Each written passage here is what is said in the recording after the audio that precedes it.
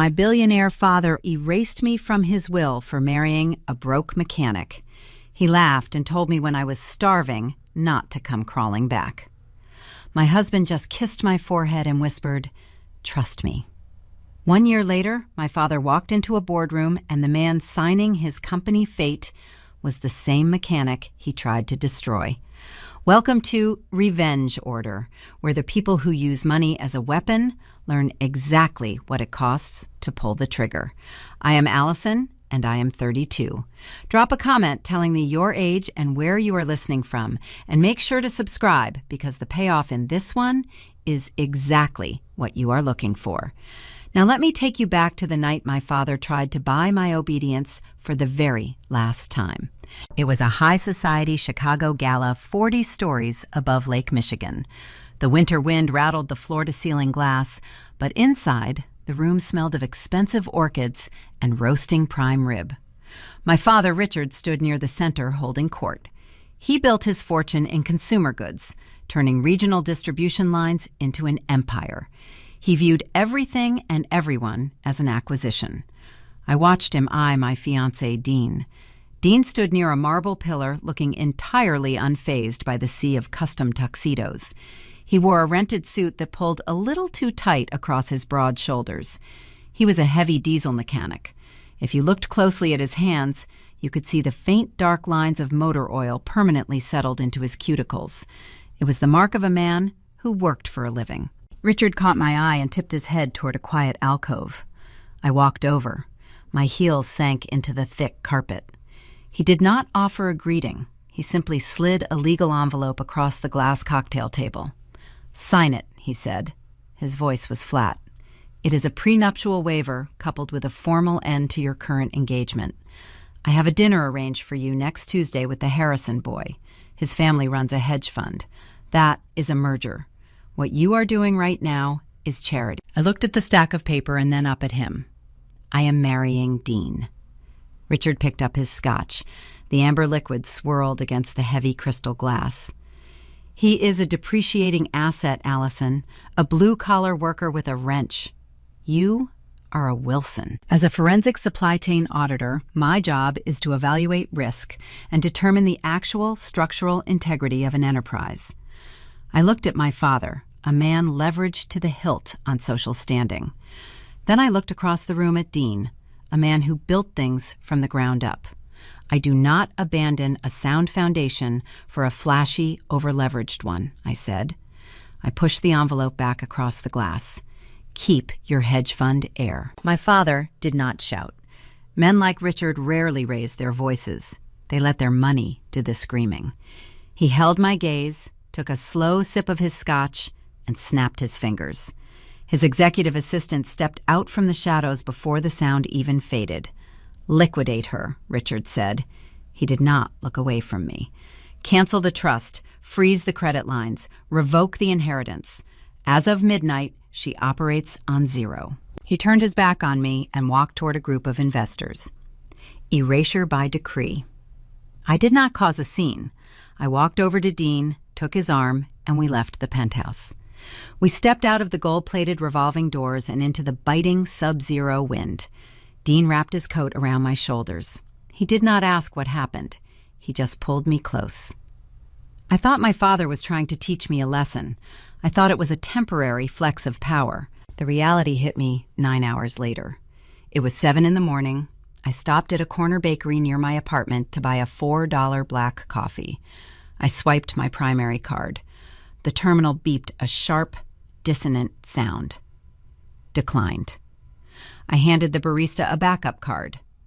Declined. The financial freezing had officially begun. I did not panic when the barista handed my declined card back across the counter. Panic is a luxury for people who do not understand math. I thanked her, walked out into the freezing Chicago morning, and let the cold air hit my face. Auditors calculate liability before they react.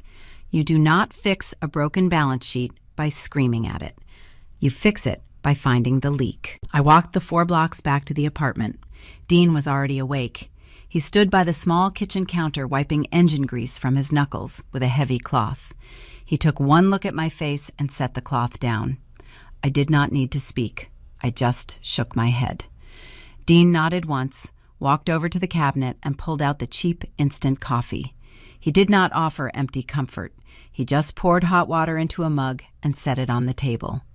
That was why I chose him. I reached into my work bag and pulled out my artifact. It was a battered, leather-bound dispatch logbook given to me years ago by my first logistics mentor. The spine was cracked, and the pages smelled faintly of old paper and warehouse dust. Next to it, I placed a red fine-point pen. This was my compass. I opened to a blank page and began mapping our survival. I listed our liquid assets, our monthly burn rate, and the exact number of days we could survive before the eviction notices started arriving. My plan relied on my salary. I was a senior partner at a boutique forensic auditing firm in the downtown Loop. I had earned that position through 80-hour weeks and a refusal to lose. I assumed my father would try to call my firm and demand my termination. I assumed my managing partner would politely decline because I was their top earner. I underestimated Richard. My father did not just make phone calls. He bought leverage. Monday morning, I rode the elevator to the 42nd floor. The firm usually hummed with the quiet, efficient sound of wealth being managed. Today, the air felt thin. The receptionist did not meet my eyes when I walked past her desk. My managing partner, David, was waiting in the glass-walled conference room. David was a man who prided himself on his tailored suits and his golf handicap. But this morning, his tie was crooked. He looked sick. I sat down in the leather chair across from him and pulled out my red pen. "We have been acquired," David said. His voice caught in his throat. "Over the weekend." I stopped writing. Boutique auditing firms do not get acquired over a weekend without a brutal, hostile takeover. I asked for the name of the purchasing entity. David handed me a single sheet of paper. It listed a Delaware proxy holding company. I did not need to run a deep background check. The corporate structure was a classic Wilson Manufacturing shell game. My father used that exact proxy format to swallow regional competitors before liquidating their assets. Richard did not just call my boss, he bought the entire firm. My father became my ultimate superior overnight. He sent a directive this morning, David whispered, looking down at the mahogany table. Conflict of interest. Since we now audit Wilson Manufacturing subsidiaries, you cannot remain on the payroll. You are an independent liability. I am so sorry, Allison. David was a coward, but he was a wealthy coward now. I did not give him the satisfaction of my anger. I did not raise my voice or threaten a wrongful termination lawsuit. My father owned the judges, my father owned the lawyers, and now my father owned my livelihood. I stood up, sliding the red pen back into my pocket. "Have my severance drafted by noon," I said. I walked to my corner office. I had spent 6 years earning the view of the skyline outside that window. I ignored the city below and pulled a single standard cardboard banker box from the supply closet. I packed my life with clinical precision. I did not take the expensive desk accessories or the framed awards. I only took my personal audit files, my reference books, and the battered leather logbook. I placed the red fine-point pen carefully on top of the stack. It was the only weapon I had left. I carried the box to the elevator, holding my spine straight. Not a single colleague looked up from their monitors as I passed.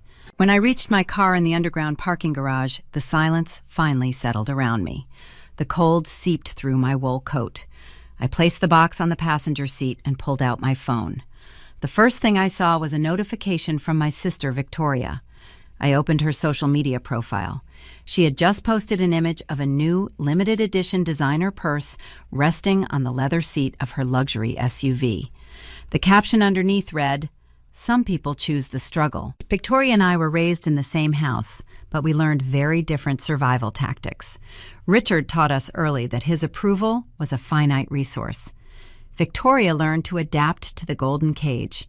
She smiled at the right galas, dated the right heirs, and spent her days serving as an elegant accessory to my father and his public image. She was a predictable line item in his budget. She cost a certain amount of money each month and in return, she provided perfect obedience. I chose the fire escape. I built a career because I knew that whoever controls your paycheck controls your reality. Now Richard was proving my theory correct. He viewed me as a liability, and he was actively liquidating me. I turned off the engine of my car. I knew I could not apply to another firm in the Chicago Loop. Richard owned the network. If he could buy a boutique firm in a single weekend, he could easily blacklist me across the entire downtown financial sector. I needed to disappear into a sector he considered beneath his notice. I needed dirt. I drove 2 hours south, leaving the towering glass skyscrapers behind. The landscape flattened into industrial parks and chain-link fences. I pulled into a massive logistics hub in Peoria. The air here smelled of raw diesel exhaust and wet concrete. This was the mid-level freight network, the blue-collar arteries that kept the pristine corporate world functioning. I walked into a dispatch office made of corrugated metal and cheap drywall. The hiring manager was a heavy-set man wearing a short-sleeve button-down shirt. His office lacked mahogany tables and baccarat crystal and had a metal desk covered in coffee rings and shipping manifests. I handed him my resume. He put on his reading glasses and scanned the document. I watched his eyebrows rise. He saw the senior partner title. He saw the forensic accounting credentials. He looked at me as if I had walked in wearing a ball gown to a construction site. "You are qualified to run this entire facility," he said, tapping the paper. "Why do you want a mid-level routing job in Peoria?" "I need the work," I said, keeping my voice level, "and I am excellent at finding missing margins." He smiled, a genuine, warm expression. He reached for his desk phone. "Let me just call the regional director to get the authorization code. This is a lucky day for us." He dialed a short internal number. I watched him wait for the connection. I watched him nod.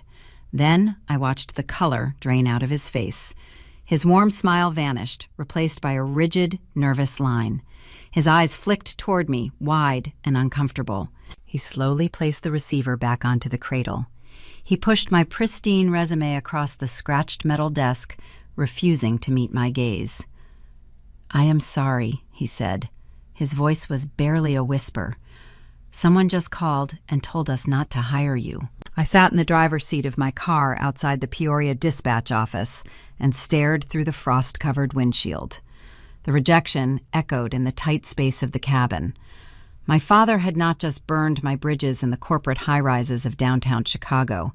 He had extended his reach into the industrial outskirts, the places where the air tasted like diesel and road salt. Richard wanted me to feel the walls closing in. He expected me to panic, turn the ignition, drive back to his penthouse, and beg for my trust fund. He fundamentally misunderstood how my mind worked. When a structural perimeter is compromised, you do not surrender. You lean into the dirt and dig a new foundation. I drove back to the city, but I bypassed the luxury high-rises of my former life. Dean and I had signed a lease on a cramped second-floor apartment in a working-class neighborhood. The building was old. The wooden floorboards sloped slightly toward the street, and the steam radiators hissed and clanked throughout the night. It was the kind of space my sister Victoria would describe as unlivable. To me, the tight walls and drafted windows felt like pure, unadulterated freedom. No one in this building cared about the Wilson family name. That evening, we stood in our tiny kitchen, unpacking a cardboard box of plates. I looked at Dean. He was wearing a faded gray thermal shirt, his hands still bearing the faint dark stains of his trade. I needed to establish the ground rules of our survival before the pressure of my father fractured our foundation. "We need a boundary," I told him, setting a ceramic bowl on the scratched Formica counter. My father used money as a leash. Every dollar spent in that house came with a specific behavioral condition. Allowances were leverage. Trust funds were weapons. I refused to bring that arithmetic into this apartment. Dean stopped unpacking. He leaned against the counter and gave me his full attention. His eyes were steady, calm, and entirely present. "We do not audit our marriage," I said. My voice was firm, leaving no room for negotiation. "We keep our finances separate. You run your garage, I run my business. We split the household overhead down the middle. If one of us falls short, we ask for help, but we never demand a ledger from the other. This relationship stays protected from the toxicity I grew up with. Dean reached across the narrow space and rested his heavy, warm hand on my shoulder. You never have to worry about me keeping score, Allison. We shook on it. It was a silent pact between two people who understood the value of hard boundaries. The next morning, I turned our small, circular kitchen table into my corporate headquarters. I filed the paperwork for an independent forensic auditing limited liability company. If Richard controlled the traditional hiring networks, I would operate outside them. I targeted the clients my father considered too small to conquer: independent trucking outfits, regional cold storage facilities, mid-level freight operators who moved the actual physical goods across the state. These companies did not have polished boardrooms or bespoke accounting departments. They operated on razor-thin margins and gut instinct. I started cold calling them, offering to scrub their supply chain data for missing revenue. I promised them a flat percentage of whatever lost capital I recovered. It was grueling, unglamorous work. I sat at that kitchen table for 14 hours a day, surrounded by stacks of printed weigh station receipts, fuel logs, and routing manifests. I used my battered leather dispatch logbook to track the accounts. I used my red fine point pen to circle the discrepancies. I found independent operators bleeding thousands of dollars a month due to predatory vendor contracts and inefficient fuel routing. I fixed their leaks. I saved a family-owned refrigerated transport company $40,000 in a single week. Word of mouth travels fast on the loading docks. My client roster grew. I was establishing my own undeniable worth, entirely outside the suffocating ecosystem of the Wilson Empire. Every invoice I cleared was a brick in my new wall. Dean matched my relentless pace. He worked long, punishing hours at his garage. He would leave before the sun came up and return long after the streetlights flickered on. I never asked to see his books, and he never asked to see mine. We honored the boundary. At the end of our first month in the apartment, Dean walked through the door, wiping the winter chill from his jacket. I was sitting at the kitchen table, buried under a mountain of freight invoices. He walked over, pulled a thick envelope from his inner pocket, and placed it gently on top of my paperwork. The heavy paper was smudged with a few dark thumbprints of engine grease. I looked inside. It was a thick stack of crisp $100 bills, exactly his half of the rent and utilities, plus a surplus for groceries. He leaned down, kissing my forehead. His skin smelled of cold wind and metal. "Put it toward the overhead," he whispered. "Get some sleep. Soon." I watched him walk into the bedroom, feeling a profound sense of security. He was keeping his promise. He was carrying his weight in the dirt. A few weeks later, the winter deepened. The radiators hissed, fighting the bitter cold, rattling the window panes. I woke up at 2 a.m. to get a glass of water. The bedroom was empty. I walked down the short hallway and saw a sliver of light spilling from the living room. Dean was sitting at my makeshift desk under the harsh glare of a small reading lamp.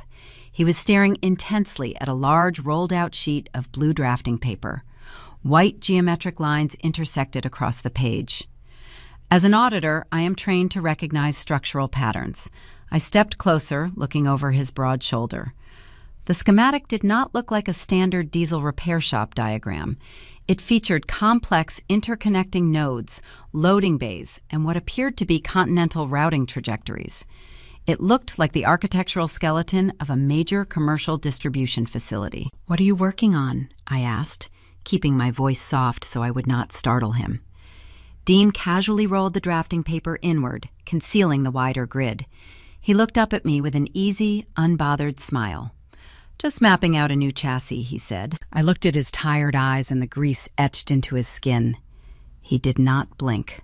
His tone was perfectly level. Because of our boundary, I did not press him for details. I nodded, poured my water, and went back to bed. He did not lie to me in that moment. I simply lacked the perspective to understand the sheer scale of the machine he was building in the dark. By the end of the second month, my independent firm hit a pivotal milestone. An encrypted email arrived in my secure business inbox. It was an inquiry from a highly secretive corporate entity. They needed a forensic analysis of a complex supply chain network spanning the entire Midwest. They required a strict non-disclosure agreement and absolute discretion. I sent my terms and my standard rate. Within 10 minutes, a wire transfer hit my independent business account. I stared at the digital screen. The retainer was staggering. It was more capital than I had earned in an entire year at the boutique Chicago firm. I had proven that my brain was a high-yield asset, regardless of my last name. I picked up my red pen, preparing to outline the new project. Before the ink touched the paper, my cell phone vibrated against the table. The screen lit up, illuminating the dim kitchen. It was a text message from my sister, Victoria. We had not spoken since she posted the designer purse photo mocking my departure. I unlocked the screen and read the short, sharp text. Dad is throwing a major gala for his new distribution deal at the end of the month. You are not invited. Just thought you should know. I read the text message from Victoria and felt a sudden, profound relief. The notification about my father throwing a gala without me was meant to inflict a deep emotional wound. It was designed to make me feel isolated and discarded. Instead, it severed the final lingering thread tying me to their hollow world. I deleted her message. I looked at the calendar resting on my makeshift kitchen desk. Dean and I had been engaged for 12 months. Richard expected me to postpone the ceremony, waiting for an inevitable surrender. He thought I would eventually crave the grandeur of a society wedding, with ice sculptures and a string quartet. He was wrong. I wanted a marriage, not a theatrical production. I told Dean we were not waiting any longer. We booked a Tuesday afternoon slot at the Cook County Municipal Courthouse. The air inside the building smelled of industrial floor wax, old civic files, and damp wool coats. It was the antithesis of a Chicago society event. People sat on long wooden benches holding manila folders waiting for their numbers to be called. There were no crystal chandeliers or velvet ropes. There was only the gritty, authentic reality of people living their actual lives. We invited exactly 12 people. My closest friend from university stood by my side. She was the only person from my past who understood why I walked away from the penthouse view. The rest of the guests were mechanics from the garage. They had scrubbed the engine oil from their hands and put on crisp, button-down shirts. They spoke in low, respectful tones, treating the municipal hallway with genuine reverence. We did not commission a towering spun sugar confection from a downtown caterer.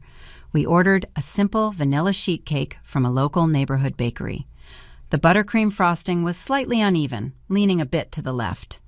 I looked at that imperfect cake sitting in a white cardboard box, and I thought it was the most beautiful thing I had ever seen. Dean wore an off-the-rack charcoal suit.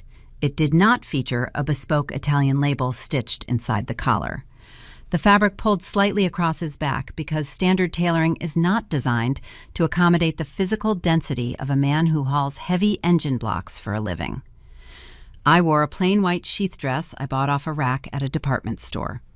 When the judge pronounced us husband and wife, the echo of his voice bounced off the cracked tile floor. There was no polite golf clap from a room of bored investors. There was only the sound of our 12 friends cheering and the undeniable warmth of Dean holding my hand. We had built a secure perimeter. We walked out of the heavy brass double doors and onto the wide concrete steps of the courthouse. The winter sun was harsh, casting long gray shadows across the pavement. The wind whipped down the street, cutting through our coats. We stood close together, shivering, while my friend lined up a photograph on her digital camera. Everyone was smiling. That is when the sleek black town car pulled to the curb. The vehicle idled silently, disrupting the chaotic rhythm of the city street. The polished paint reflected the gray sky like a dark mirror. The tinted rear window lowered halfway, and then the heavy door swung open. My father stepped onto the concrete. Richard wore a pristine cashmere overcoat and a silk scarf tied perfectly at his neck. He looked entirely alien against the backdrop of municipal grit and rusted street signs. The chatter among our 12 guests died instantly. The mechanics stiffened, crossing their arms over their chests.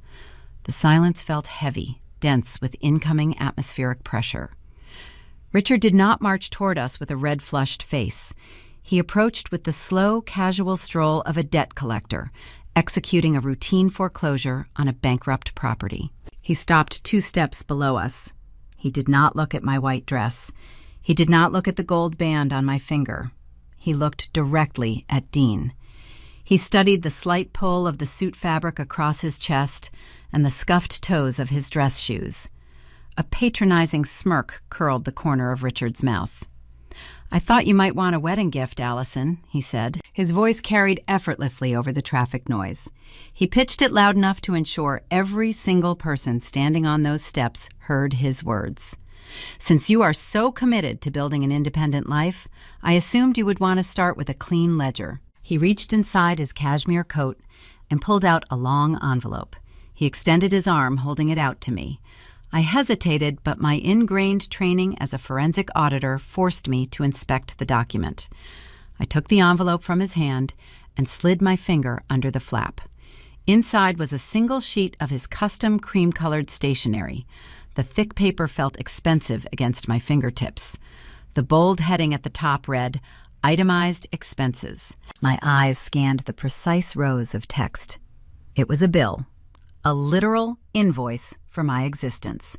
He had listed my private school tuition from kindergarten through high school. He had listed the out-of-pocket costs for a broken arm I suffered falling off a bicycle when I was 9 years old. He had estimated the cost of my clothing, food, and housing for 18 years.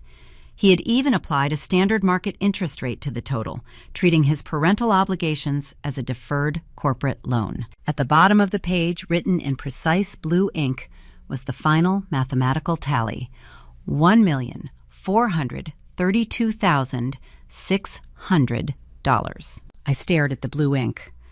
My father was weaponizing the basic obligations of parenthood. He had calculated a financial debt for raising his own child, transforming decades of purported care into a sterile spreadsheet liability. He wanted to humiliate me in front of my new husband. He wanted to prove that I was nothing more than a bad investment. "Clear your debts," he sneered. His eyes flicked back to Dean, evaluating the inexpensive suit and the calloused hands one final time. He adjusted his silk scarf, looking at us like we were trash on the sidewalk. "When you are starving, do not come crawling back." I felt my hands tremble. The reaction did not stem from sadness or heartbreak. It stemmed from the sheer clinical cruelty of the gesture. To stand on the steps of a courthouse on my wedding day and hand me an invoice for my childhood was a level of emotional bankruptcy I could barely comprehend. I opened my mouth to respond, but I never got the chance. Dean did not yell. He did not puff out his chest or throw a punch. He calmly stepped down one concrete stair, placing his solid physical frame directly between my father and me. He reached over and gently slid the cream-colored invoice from my shaking hands. He folded the paper in half, tucked it into the inner pocket of his charcoal jacket, and looked down at my father with eyes as cold as a frozen lake. Richard waited for a reaction, a sign of intimidation or anger. Dean gave him nothing. He turned his back on the billionaire, dismissing him entirely. He wrapped his arm around my waist, pulled me close, and leaned down to my ear. "Trust me," he whispered. "His supply lines are thinner than his patience." 1 month drifted past the wedding. The winter thawed into a bitter, damp Chicago spring. The absurd invoice for my childhood remained folded inside a drawer, unpaid and ignored. I assumed my father would try another direct assault on my business. I tightened my data security and braced for impact. But Richard realized attacking a fortress from the front is inefficient. If you want to collapse a structure, you undermine the adjacent load-bearing walls. He pivoted away from me. He aimed his artillery directly at my husband. The first tremor appeared on a Tuesday morning. I walked into our small kitchen to brew coffee and saw a single sheet of paper pinned to the refrigerator door under a cheap plastic magnet. I pulled it down. It was a formal cancellation notice from a premier regional auto parts distributor. The line item listed a high-pressure manifold valve. This specific component is vital for repairing commercial diesel engines. The boilerplate text at the bottom read, "Order declined due to shifting account priorities." I stared at the paper. A distributor does not cancel a routine order for a standard part unless their supply chain is compromised or they are intentionally cutting off a buyer. I started watching Dean closely. Over the next 2 weeks, the rhythm of his routine fractured. He came home later. His hands were oddly clean, lacking the fresh grime of a man who spent 10 hours turning wrenches. He spent his evenings sitting on our fire escape, speaking into his cell phone in a low, hushed tone. The air around him felt coiled tight. My forensic training kicked in, overriding my personal boundaries. I know how commercial pipelines operate. A heavy-duty garage requires a constant, uninterrupted stream of inventory. Alternators, air filters, hydraulic fluid, transmission lines. If the regional suppliers choke that pipeline, the business starves within a matter of weeks. You cannot fix trucks without parts, and you cannot pay rent without fixing trucks. I spent a Thursday afternoon using my secure business line to make discreet inquiries. I called a few freight operators and warehouse managers I trusted from my independent auditing contracts. The Industrial Whisper Network is faster than any corporate memo. The truth took less than an hour to surface. Richard was executing a phantom squeeze. He was using the staggering weight of Wilson Manufacturing to terrorize the local logistics ecosystem. He had his executives contact every major automotive and industrial parts distributor in the state of Illinois. The ultimatum was simple and ruthless. If any vendor shipped a single bolt gasket or manifold valve to Dean, they would permanently lose all lucrative contracts with the Wilson empire. My father was forcing the entire state to choose between a billionaire manufacturing titan and a single blue-collar mechanic. The suppliers chose the billionaire. They cut Dean off overnight. A cold knot of genuine fear formed in my stomach. The fear did not stem from Richard and his predictable cruelty. The fear stemmed from my husband. Dean was hiding the crisis. He had not mentioned the embargo. We had established a firm rule never to audit our marriage, but the walls were closing in. I knew the mathematical reality of a starved business. When a small operation loses its inventory access, the owner usually turns to desperate measures. My mind painted a grim picture. Was Dean drowning in hidden debt? Was he taking out high-interest predatory loans to cover the supply gaps? Was he dealing with unregulated private equity just to keep his bay doors open? My father was trying to breed resentment, to fracture our marriage through economic starvation. I felt the creeping dread of financial ruin, a phantom I had worked so hard to escape. I refused to let Richard win. I opened my secure banking portal on my laptop. My independent forensic limited liability company had accumulated a robust reserve of liquid capital over the past few months. I had enough retained earnings to float his garage purchase parts at a markup from out-of-state vendors and keep him operational for at least a year. I printed my balance sheet. I sat at the kitchen table and waited for the sun to set. Dean walked through the door just after 8 o'clock. He looked exhausted. He shrugged off his heavy canvas jacket and walked toward the sink to wash his hands. I slid the printed balance sheet across the Formica table. "We need to break our rule," I said. My voice felt tight in my throat. I know what Richard is doing. I know he threatened the regional suppliers. I know your inventory pipeline is frozen. Dean turned off the faucet and dried his hands slowly on a towel. He looked at the paper on the table and then looked at me. He did not look angry. He did not look ashamed. "You are being starved out," I continued, pushing the paper closer to his side of the table. "You cannot run a shop without parts. I have liquid capital, Dean. We can bypass the local vendors. We can source inventory from out-of-state distributors. It will eat my profit margins, but it will keep your bays open. You do not have to take on predatory debt. You do not have to fight my father alone." I braced myself for his reaction. I expected male pride. I expected him to refuse the funds, get defensive, or snap at me for violating our boundary. Instead, Dean laughed. It was not a bitter, cynical sound. It was a deep, easy, genuine laugh, the kind of sound a man makes when he finds a situation mildly amusing. He walked over to the table and gently pushed the balance sheet back toward me. "Keep your capital, Allison," he said, smiling. "You earned every cent of that money." I shook my head, confused by his absolute lack of panic. "Richard cut off your supply line, Dean. You had a cancellation notice for a manifold valve pinned to the fridge. How are you going to fix engines without parts?" He pulled out one of the wooden kitchen chairs and sat down across from me. He reached into his canvas bag and pulled out a heavy-duty, ruggedized laptop. It was not a standard consumer device. It was encased in thick, protective rubber, featuring a biometric fingerprint scanner and military-grade encryption protocols. I had never seen it before. "Let your father cut the regional suppliers," Dean said, resting his hand on the metal keyboard. "Those guys are middle tier anyway.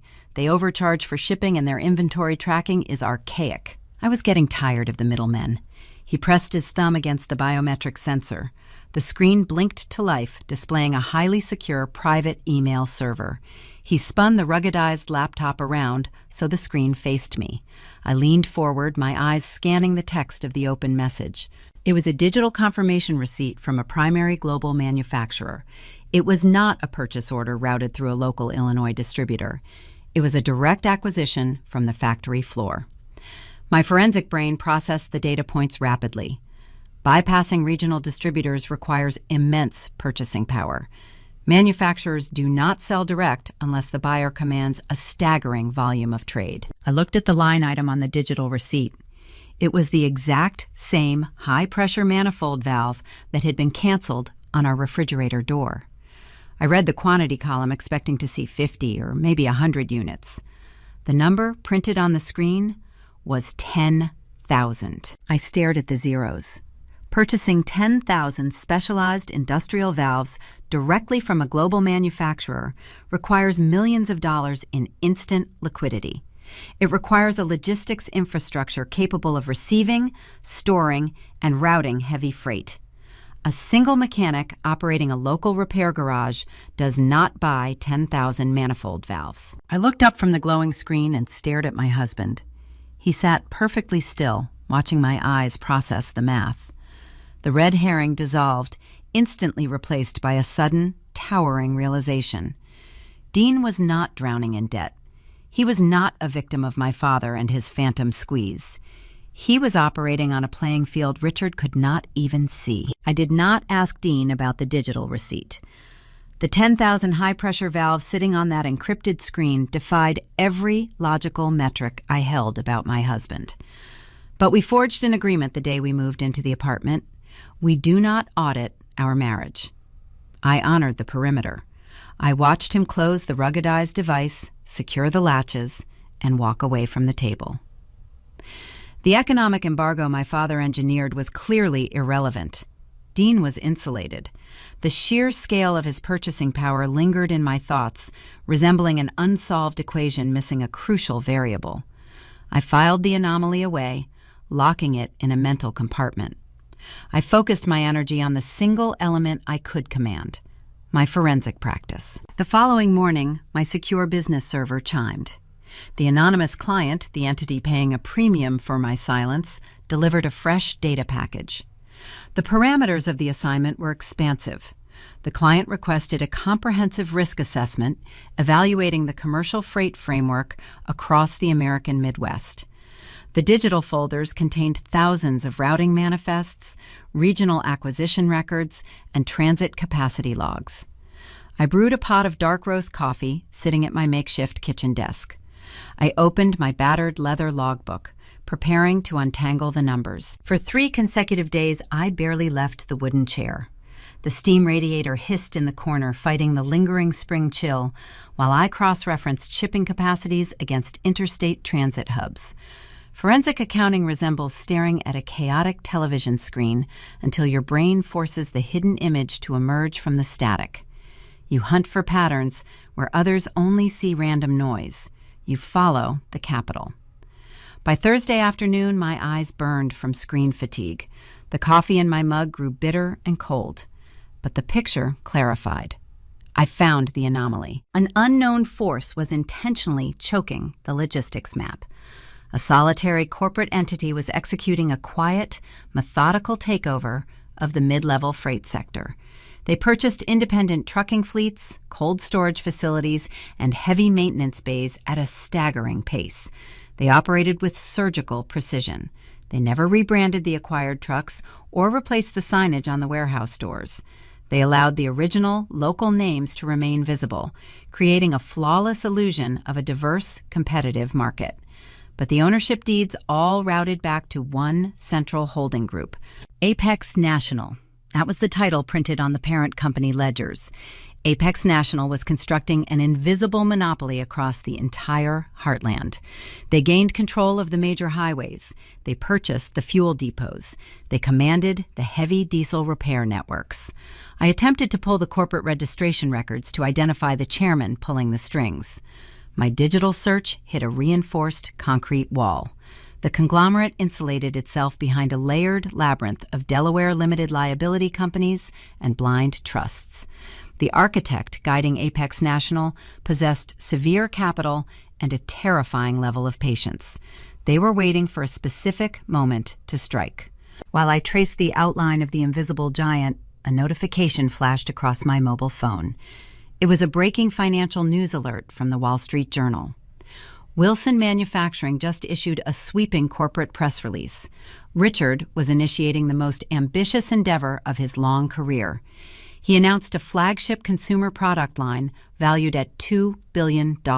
I opened the investment prospectus, reading the details with mounting dread. My father decided to bypass the traditional coastal ports entirely.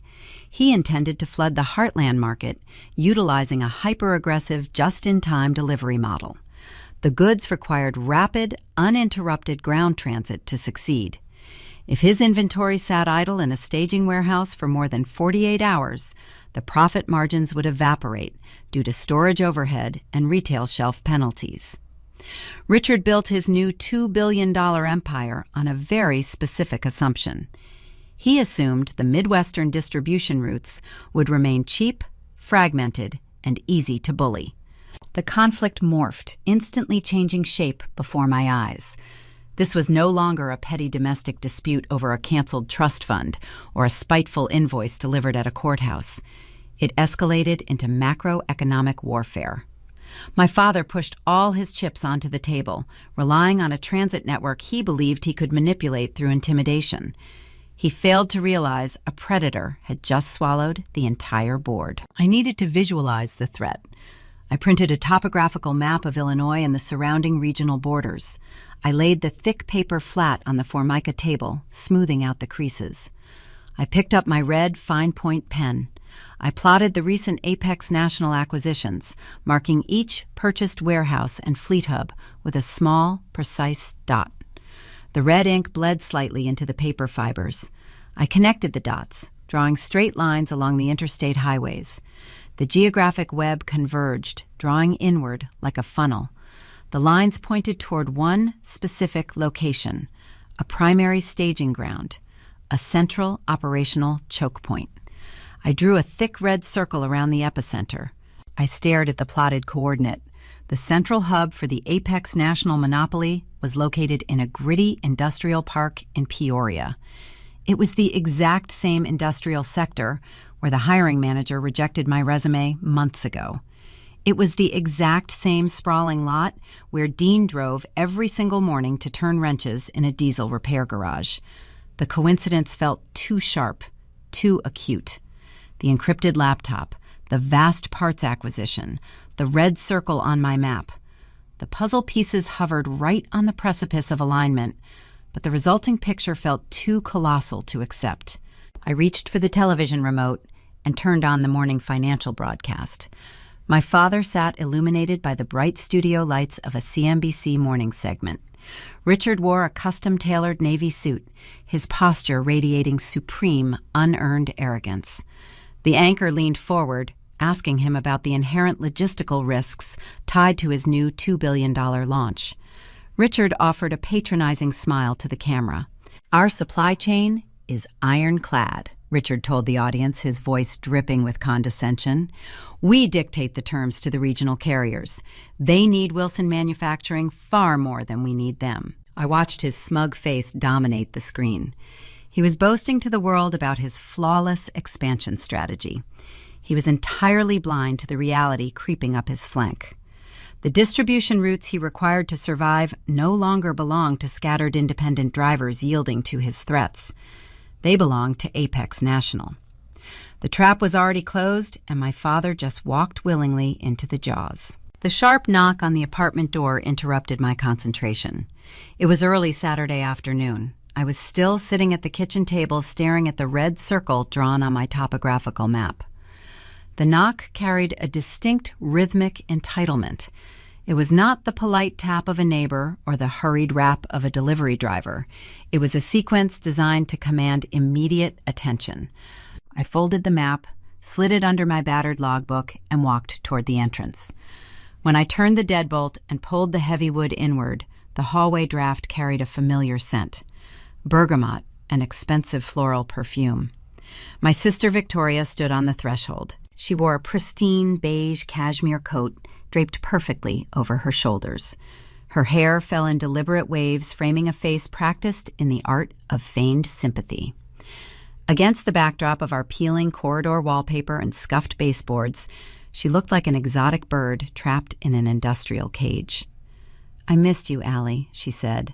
Her tone was pitched soft, meant to sound warm, but her eyes betrayed the sentiment instantly. They darted past my shoulder, scanning the tight dimensions of our living room. She was not a sister dropping by to mend a fractured bond. She was a loan officer, dispatched to assess the depreciating value of a collateral asset. "Come in," I said, pulling the door wider. I kept my voice devoid of friction. Victoria stepped across the threshold. Her designer heels clicked sharply against the sloped wooden floorboards. She paused near the center of the room, taking inventory. She noted the secondhand fabric of our sofa. She inspected the narrow dimensions of the kitchen. When the steam radiator in the corner released a sudden metallic hiss, her shoulders flinched, pulling inward to protect her expensive coat. I walked over to the kitchen counter and offered her a glass of water. She declined with a tight wave of her hand. She did not want to consume anything in this space. She only wanted to gather intelligence. Richard demanded perfect obedience from his children. He constructed a golden cage and required us to sing for our supper. Victoria chose to stay inside the bars. She accepted the restrictions because the amenities were flawless. But choosing submission requires psychological justification. To validate her own lack of independence, she desperately needed my rebellion to fail. She needed to witness my destitution. If I starved outside the cage, it proved she made the correct decision by staying inside. "You look tired," Allie Victoria murmured, taking a calculated step closer. "The stress must be catching up with you." "I slept for 8 hours," I replied. "I feel fine." She sighed a long, dramatic exhale designed to solicit a confession. "You do not have to pretend with me. Dad told me about the embargo. He told me the regional suppliers cut off Dean and his little repair shop. It must be terrifying. How are you managing the rent? What is Dean actually bringing home these days?" The questions arrived in a rapid sequence. They were designed to overwhelm my defenses and provoke an emotional leak. She wanted me to crack. She wanted tears, confessions of regret, or a plea for a temporary loan she could report back to Richard. I engaged my professional perimeter. A forensic auditor does not surrender data to an unverified source. You respond to hostile inquiries with flat, unassailable metrics. "We are operating at a surplus," I stated. Victoria blinked. Her flawless smile faltered for a fraction of a second. "A surplus," she repeated, tasting the word like it was spoiled. "Yes," I said, leaning against the Formica counter. "Our monthly overhead is minimal. Our inbound cash flow exceeds our outbound liabilities. We have a robust liquid reserve." She shifted her weight, adjusting the leather strap of her designer handbag. Her frustration leaked through the polished veneer. "Dad said your boutique firm let you go.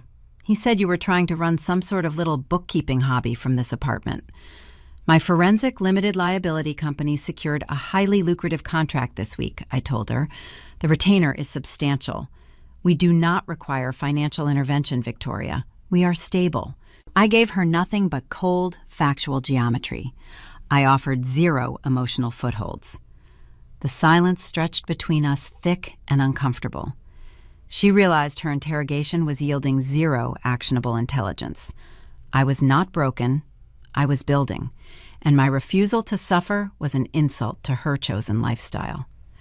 "Well," she said, her tone turning brittle, I am glad you found a way to survive in all this. She turned toward the door, eager to escape the suffocating reality of my independence. As she walked toward the entryway, she paused near the coat rack. I watched her posture change. Her eyes locked onto the floor, right next to the door frame. Dean left his heavy work boots resting on a rubber mat. The thick leather was scuffed, scarred, and coated in dried industrial mud. A faint sheen of engine oil stained the steel toe caps. They were the undeniable physical evidence of grueling physical labor. They represented everything our father despised. Victoria reached into her cashmere coat and pulled out her sleek mobile phone. She pretended to check a text message. She angled the device downward, executed a swift, covert movement, and tapped the screen. She thought she was being subtle. I heard the faint synthetic click of the camera shutter. She captured a photograph of those dirty boots. It was a trophy. A digital scrap of squalor she could present to our father to prove I was living in the dirt. It was a pathetic gesture, but I did not stop her.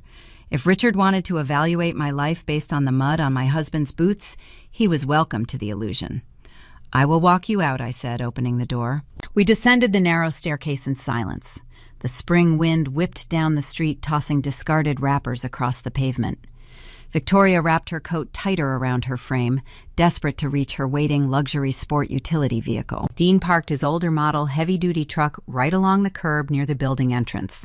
It was a sturdy, reliable machine, lacking any cosmetic upgrades. As Victoria stepped onto the sidewalk, her gaze drifted toward the passenger side window of his truck. A heavy canvas jacket rested over the passenger seat. The fabric was folded outward, displaying the front chest pocket. Stitched directly into the thick canvas was a bold, distinct corporate logo, Apex National. I watched Victoria read the embroidered letters. Her eyes widened slightly, and then a sharp, predatory smirk curled across her painted lips. She knew that name. Every person orbiting my father knew that name right now.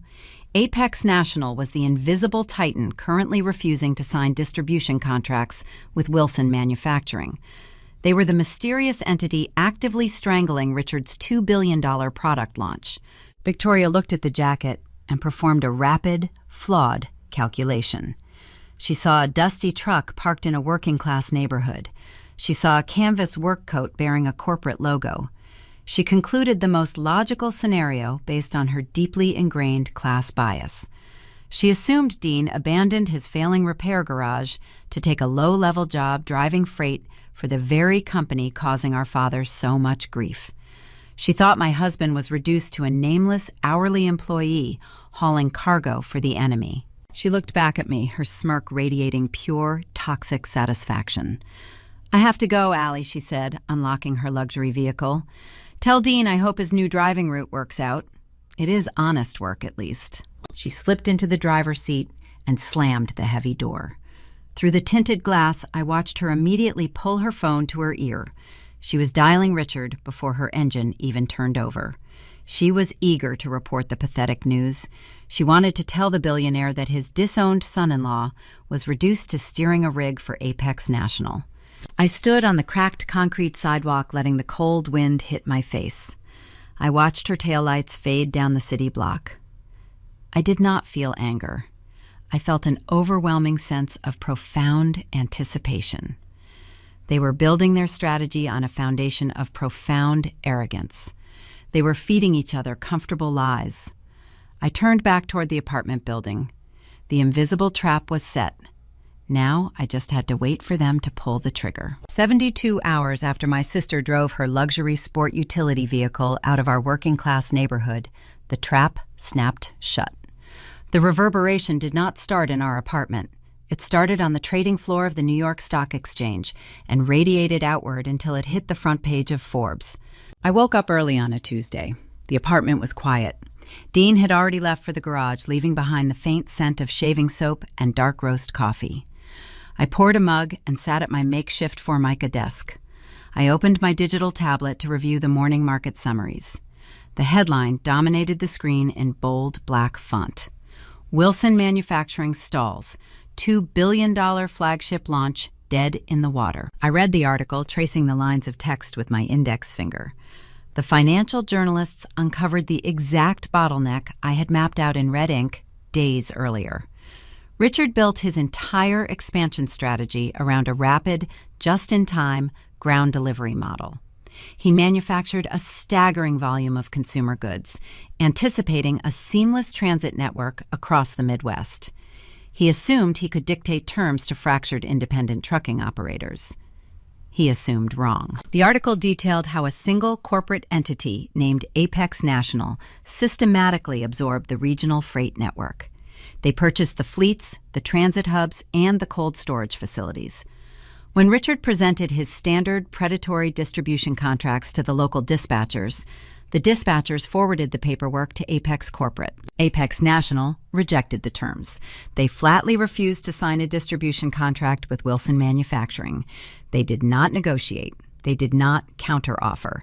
They simply closed their loading bay doors to my father's freight. The financial fallout was instantaneous. The market hates uncertainty, but it punishes arrogance even faster.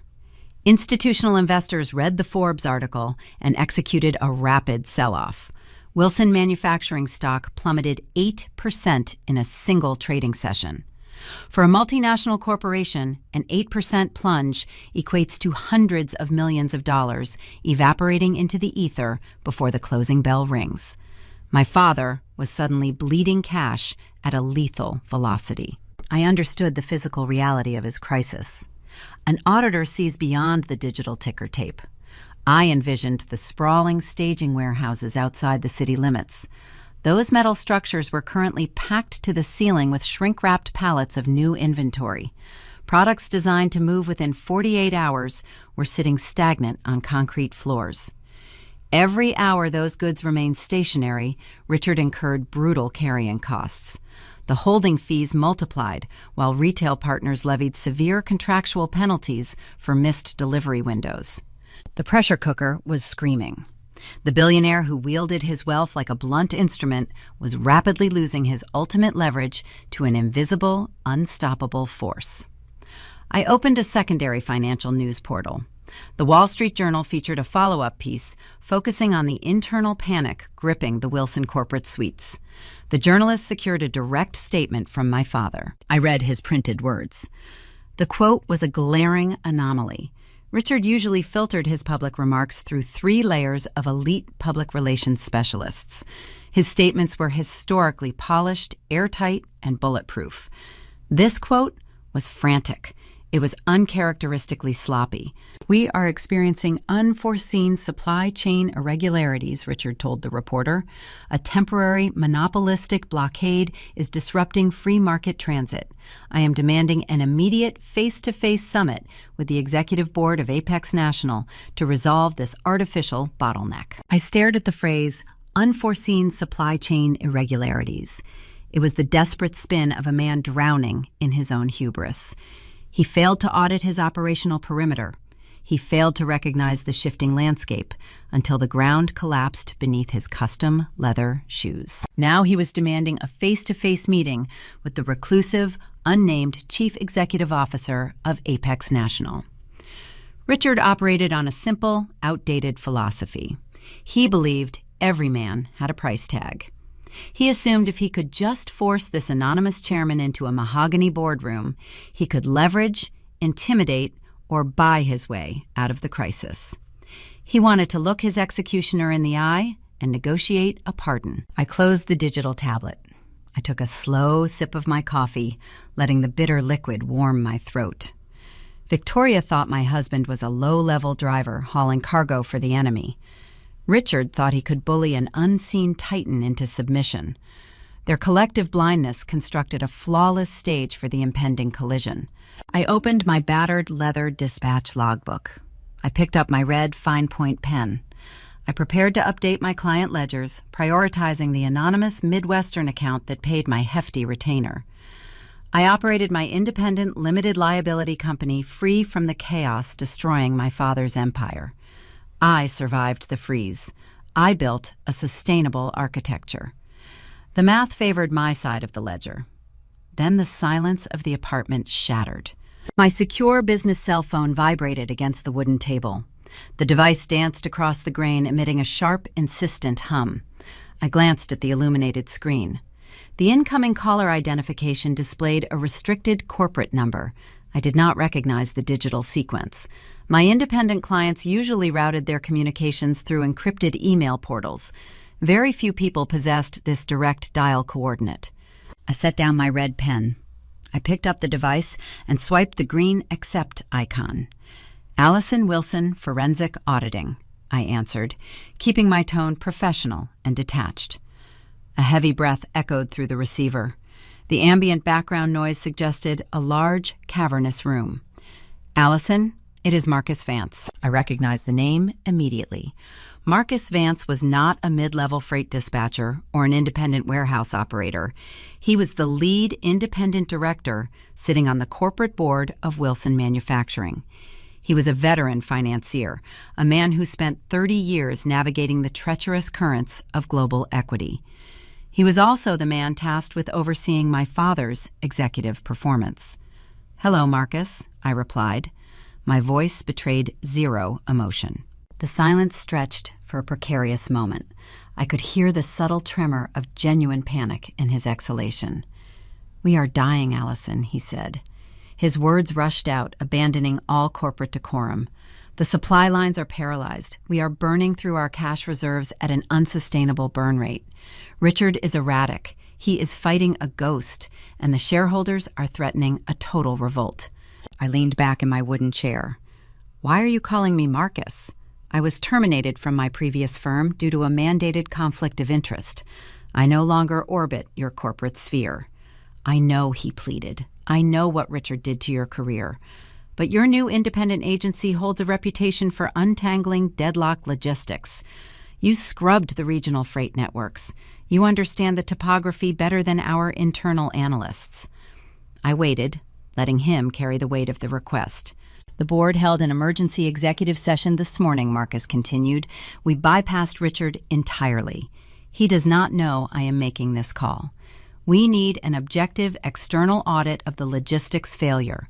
We need to know exactly how deep this exclusivity trap goes before we face Apex National in a negotiation. We are begging you to take the contract." I looked down at my red pen resting on the table. The board of directors, the very people who enabled my father's tyranny for decades, were now begging the disowned daughter to save their sinking ship. I listened to the heavy breathing on the other end of the cellular connection. Marcus Vance, a man who spent 3 decades orchestrating ruthless corporate takeovers, was waiting for my response with the nervous energy of a cornered animal. I did not owe the board of directors a life raft. They stood silently in the penthouse while my father froze my banking accounts and engineered my termination from a job I earned. They allowed the tyrant to operate without friction.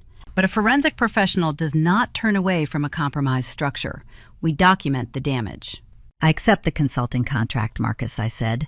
My voice remained level, offering zero comfort. "However, I require one non-negotiable stipulation. I demand unrestricted operational autonomy. I will not tolerate executive oversight. I will not submit filtered drafts to your legal department. You must deliver the raw, unredacted logistics files directly to my residence. My retainer is payable immediately upon receipt of the data." Marcus agreed before I finished my sentence. "We will dispatch a bonded courier within the hour, Allison. Thank you." I terminated the call. 2 hours later, a sharp knock echoed down our sloped hallway.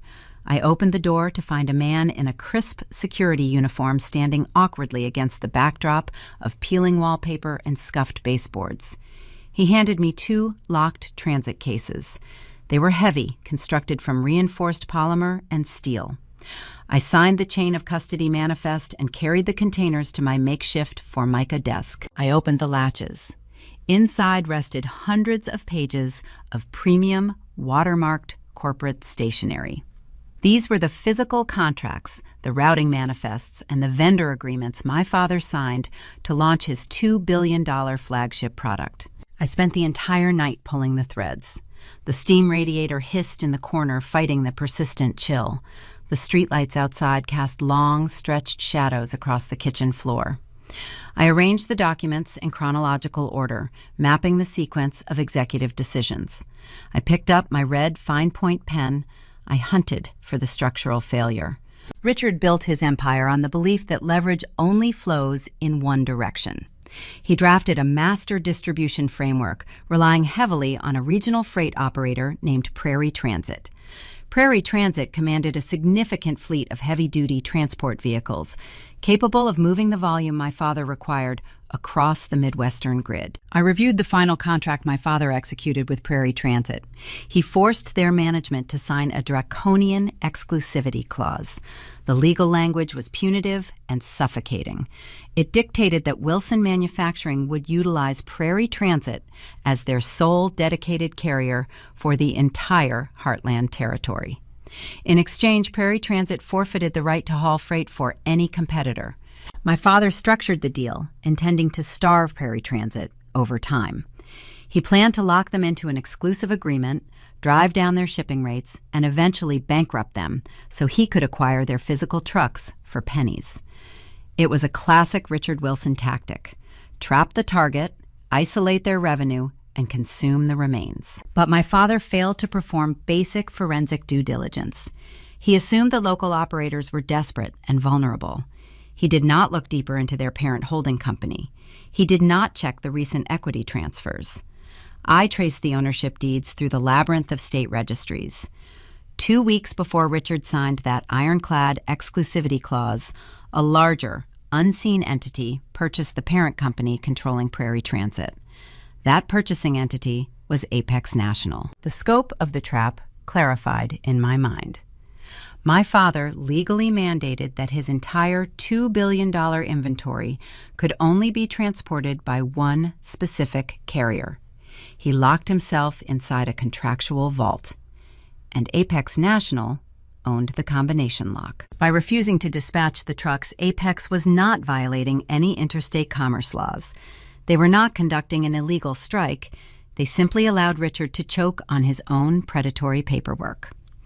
If my father tried to hire a different independent trucking firm to move his rotting inventory, he would violate his own exclusivity clause. That breach of contract would trigger catastrophic financial penalties, effectively wiping out his profit margins before the goods ever reached a retail shelf. Richard trapped his own freight. He engineered his own demise through sheer, unadulterated hubris. I held the objective mathematical proof of his gross incompetence in my hands.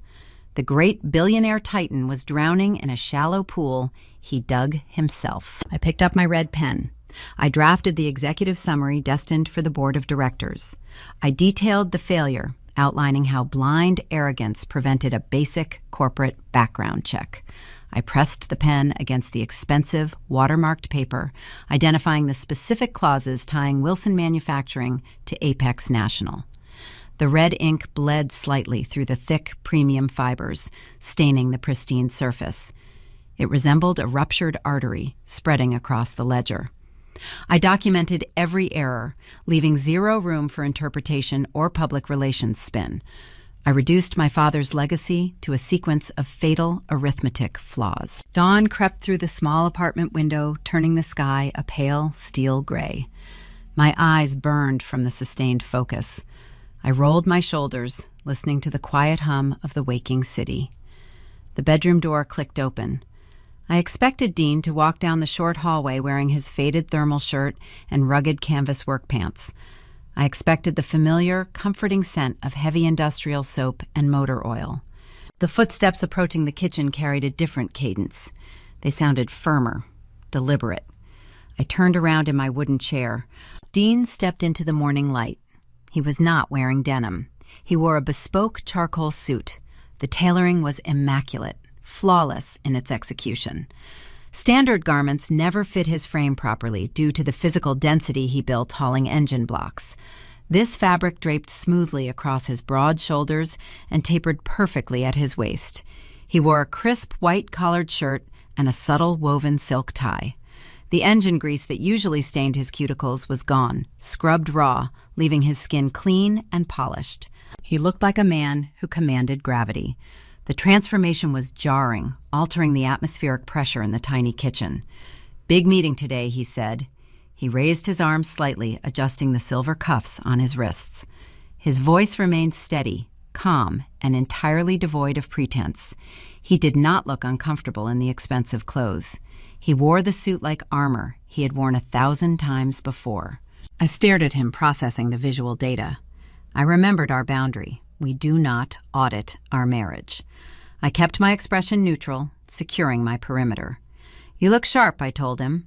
He smiled, a quiet, confident expression. He walked over to the kitchen counter to retrieve his keys and his wallet. He carried a sleek, dark leather briefcase. It looked heavy, constructed from premium hide and brass hardware. He set the case on the counter and reached for his watch. He left the primary brass latch of the briefcase undone. As he turned his body to face the door, the heavy leather flap fell open for a fraction of a second. The interior compartments were exposed to the overhead kitchen light. Tucked inside the front protective sleeve was a thick stack of dark presentation folders. My forensic vision caught the detail instantly. Stamped directly into the heavy cardstock was a distinct, embossed corporate logo. I recognized the geometric lines of the emblem immediately. I had spent the entire night tracking that exact corporate entity through a maze of shell companies and proxy holdings. The embossed logo belonged to Apex National. Dean snapped the brass latch shut, concealing the dark folders. He offered a brief nod, turned, and walked out the door. The familiar heavy thud of his work boots was replaced by the crisp, authoritative strike of leather dress shoes against the sloping floorboards. The door clicked shut. The apartment settled into a pregnant silence. I sat frozen in my wooden chair, staring at the empty space he just occupied. The embossed, geometric lines of that corporate logo burned into my retinas. Apex National. The invisible Leviathan choking the Midwestern Transit Network. I stared at my red fine-point pen resting on the table. Dean and I forged a sacred pact the day we signed the lease for this cramped apartment. We do not audit our marriage. We preserve a perimeter around our relationship, shielding it from the toxic arithmetic of my youth. But the boundary just evaporated. By carrying those folders, Dean stepped directly into my professional jurisdiction. The board of directors hired me to untangle the logistics failure threatening to sink Wilson Manufacturing. I had a fiduciary duty to follow the capital. I picked up my laptop and initiated a deep forensic trace. I bypassed the standard public registries. I dove into the subterranean layers of corporate filings, utilizing specialized encrypted software designed to penetrate Delaware holding structures. I hunted for the origin point of Apex National. The digital labyrinth was staggering. The architect behind this monopoly employed layers of blind trusts and proxy directors to obscure the primary beneficiary. I followed the property deeds, tracing the acquisition of regional hubs backwards through time. The geographic coordinates converged on the industrial park in Peoria. I pulled the municipal zoning permits for the specific lot Dean referred to as his garage. The data populated my screen, rendering a staggering reality. The site was not zoned for a local repair bay. It was registered as a high-tier commercial logistics command center spanning hundreds of acres. The structure housed subterranean fuel reserves, dispatch routing servers, and a fleet maintenance operation capable of servicing thousands of heavy transport rigs simultaneously. The garage was the central nervous system for the largest diesel freight fleet in North America. I dug deeper, pulling the foundational incorporation documents for Apex National. The primary holding entity obscured the printed name of the chief executive officer behind a redacted proxy shield. But the scanned digital PDF contained a physical signature on the final page. I zoomed in on the ink stroke. It was a sharp, erratic scrawl. The penmanship featured an untamed trailing loop on the initial character and a hard downward strike on the terminal letter. It was the signature of a man who signed documents with rapid, unbothered efficiency. I pushed my chair back from the table. I walked down the short hallway to our bedroom closet. I reached the top shelf, pulling down a small, fireproof lockbox where we kept our vital records. I opened the steel lid and extracted our Cook County marriage certificate. I carried the thick woven paper back to the kitchen and placed it flat on the Formica desk right next to the glowing laptop screen. I compared the ink. I evaluated the structural geometry of the two signatures, the loops, the spacing, the distinct slanted strike anchoring the end of the name. It was an exact, undeniable match. The pieces snapped together in my mind with terrifying clarity. Dean was not a blue-collar worker struggling to keep a small repair shop afloat. He was the founder and chairman of Apex National. He possessed a self-made fortune that dwarfed my father's inherited fragile empire. I thought about the grease permanently etched into his cuticles. I thought about the late nights, the early mornings, the heavy canvas jackets, smelling of exhaust. He did not work on the engines because he needed the hourly paycheck. He turned wrenches because he liked the mechanical honesty of the labor. He enjoyed the dirt. He built a continental monopoly from the ground up, and he refused to let the wealth sever his connection to the physical machinery that made it possible.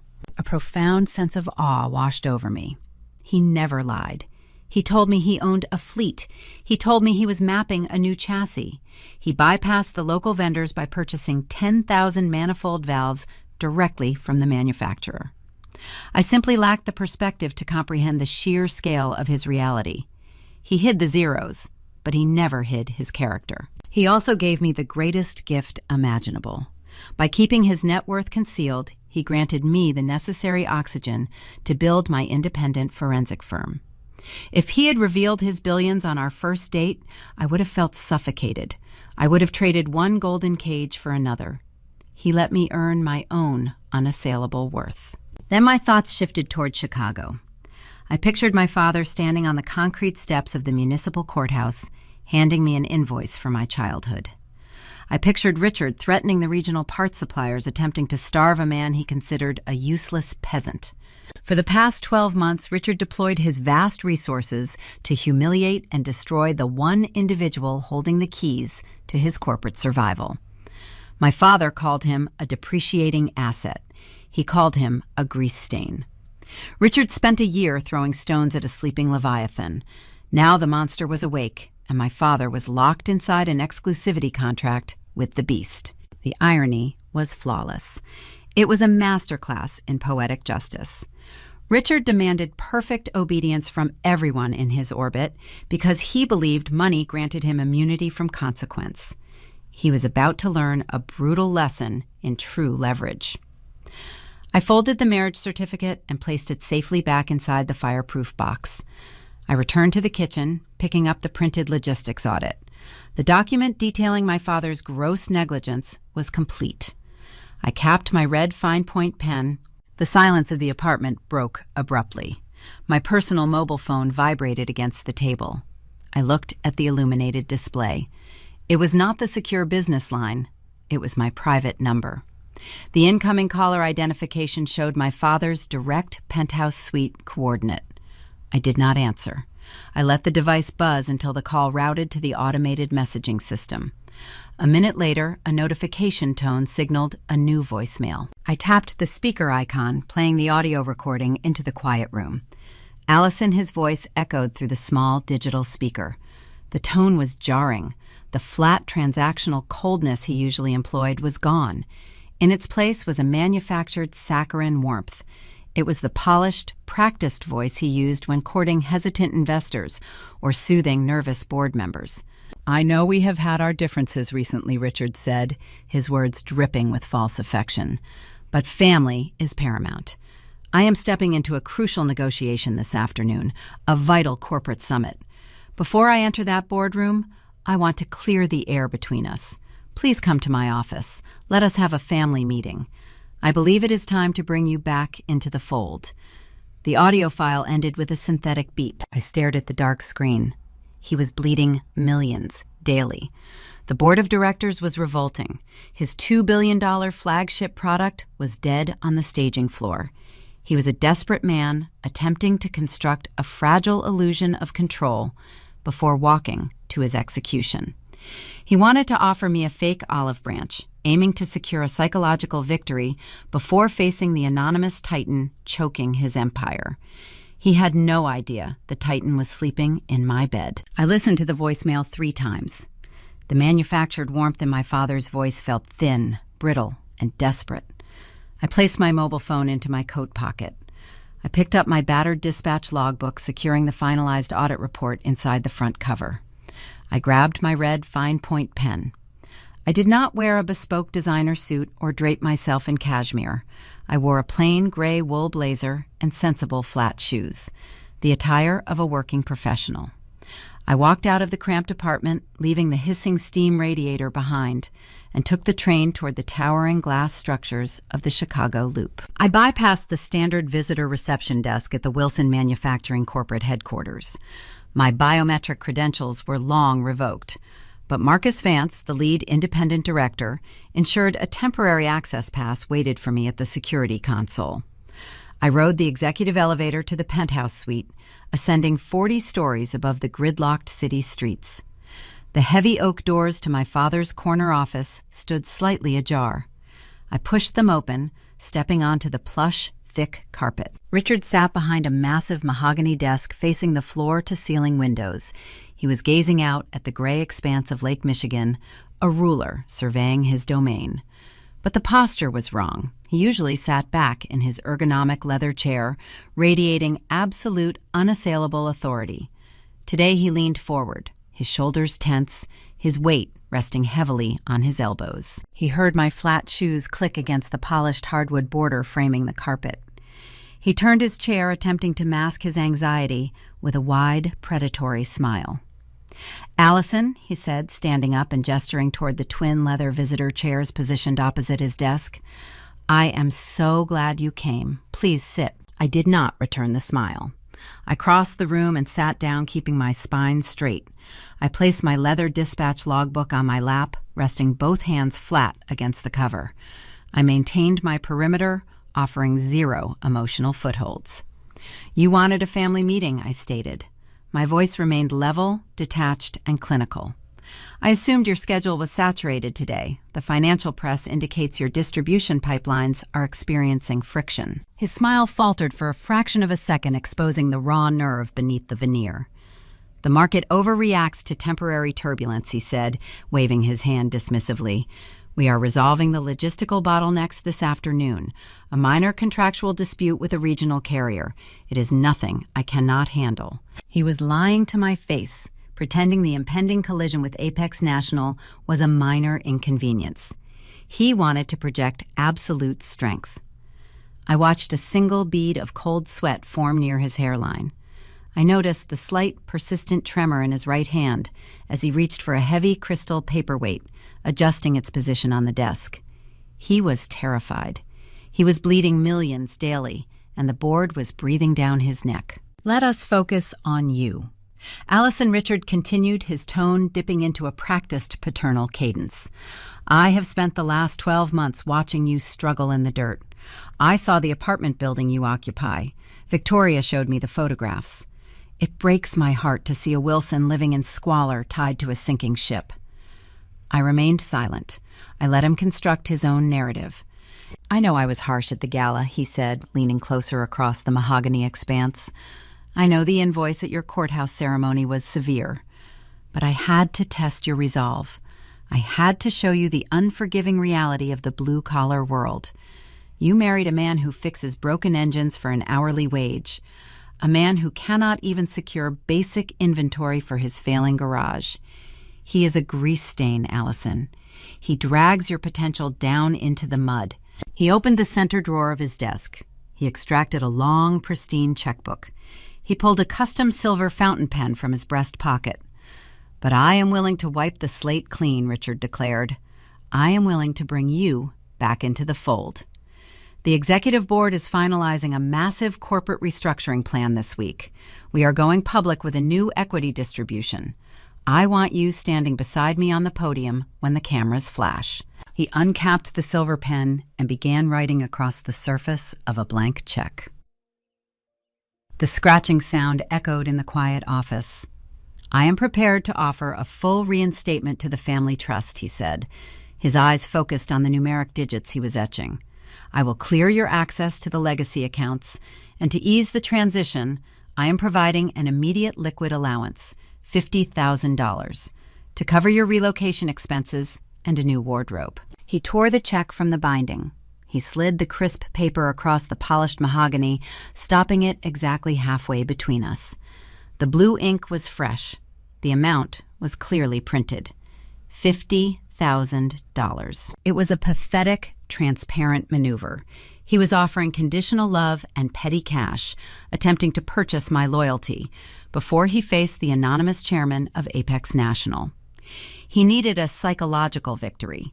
He wanted to parade his prodigal daughter in front of the board of directors to project an illusion of total control. He believed this check represented a staggering sum of money to a woman living in a cramped apartment. He thought he was tossing a lifeline to a drowning victim. "There is only one condition," Richard added, his tone hardening, snapping back to his true transactional nature. "You must initiate immediate divorce proceedings against Dean. Cut the dead weight. File the paperwork before Friday.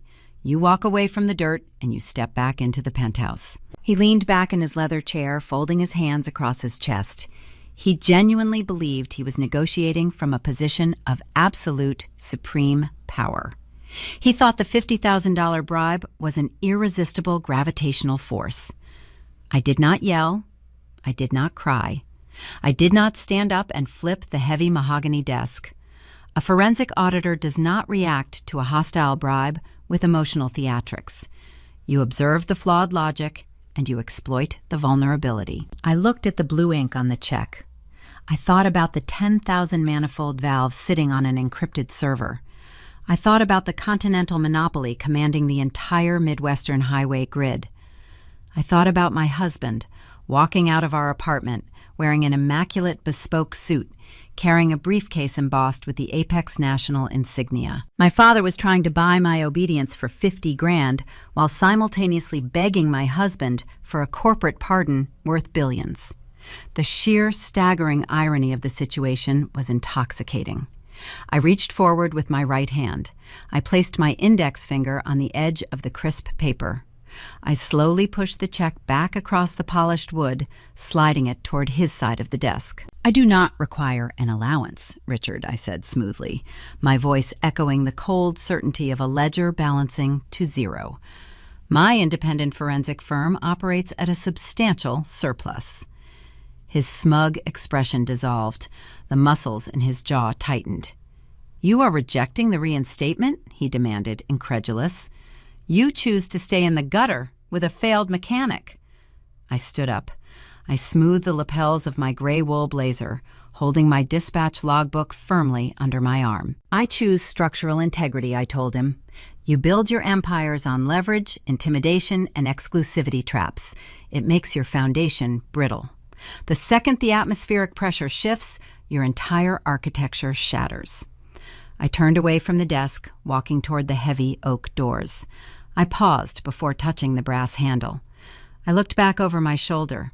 Richard was staring at the rejected check, his face flushed with sudden, impotent rage. "Keep the money," Richard T. said, allowing a subtle, sharp edge to slice through my neutral tone.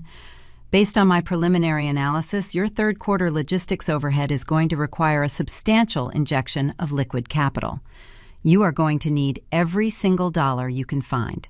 The morning of the corporate summit arrived wrapped in a dense gray fog common for early Chicago spring. Inside the Wilson Corporate Tower, the atmosphere felt entirely devoid of oxygen. Thousands of pallets remained stationary across the Midwestern transit grid. The financial bleed was no longer a theoretical projection. It was a verified hemorrhage draining the company accounts hour by hour. The executive floor buzzed with a frantic, hushed energy. Men and women in tailored suits paced the long corridors holding digital tablets. They pretended to look busy while silently bracing for a catastrophic crash. I did not enter the building through the opulent front lobby. Marcus Vance, the lead independent director, arranged my covert access through a secure freight elevator. That steel carriage bridged the subterranean loading docks directly to the executive suites. I stood in the dim compartment, watching the digital floor numbers climb, gripping my leather logbook in my hands. The elevator shaft hummed, a low vibration resonating through the soles of my shoes. I visualized the layout of the penthouse, plotting my exact trajectory. Richard designed his primary conference space as a psychological weapon.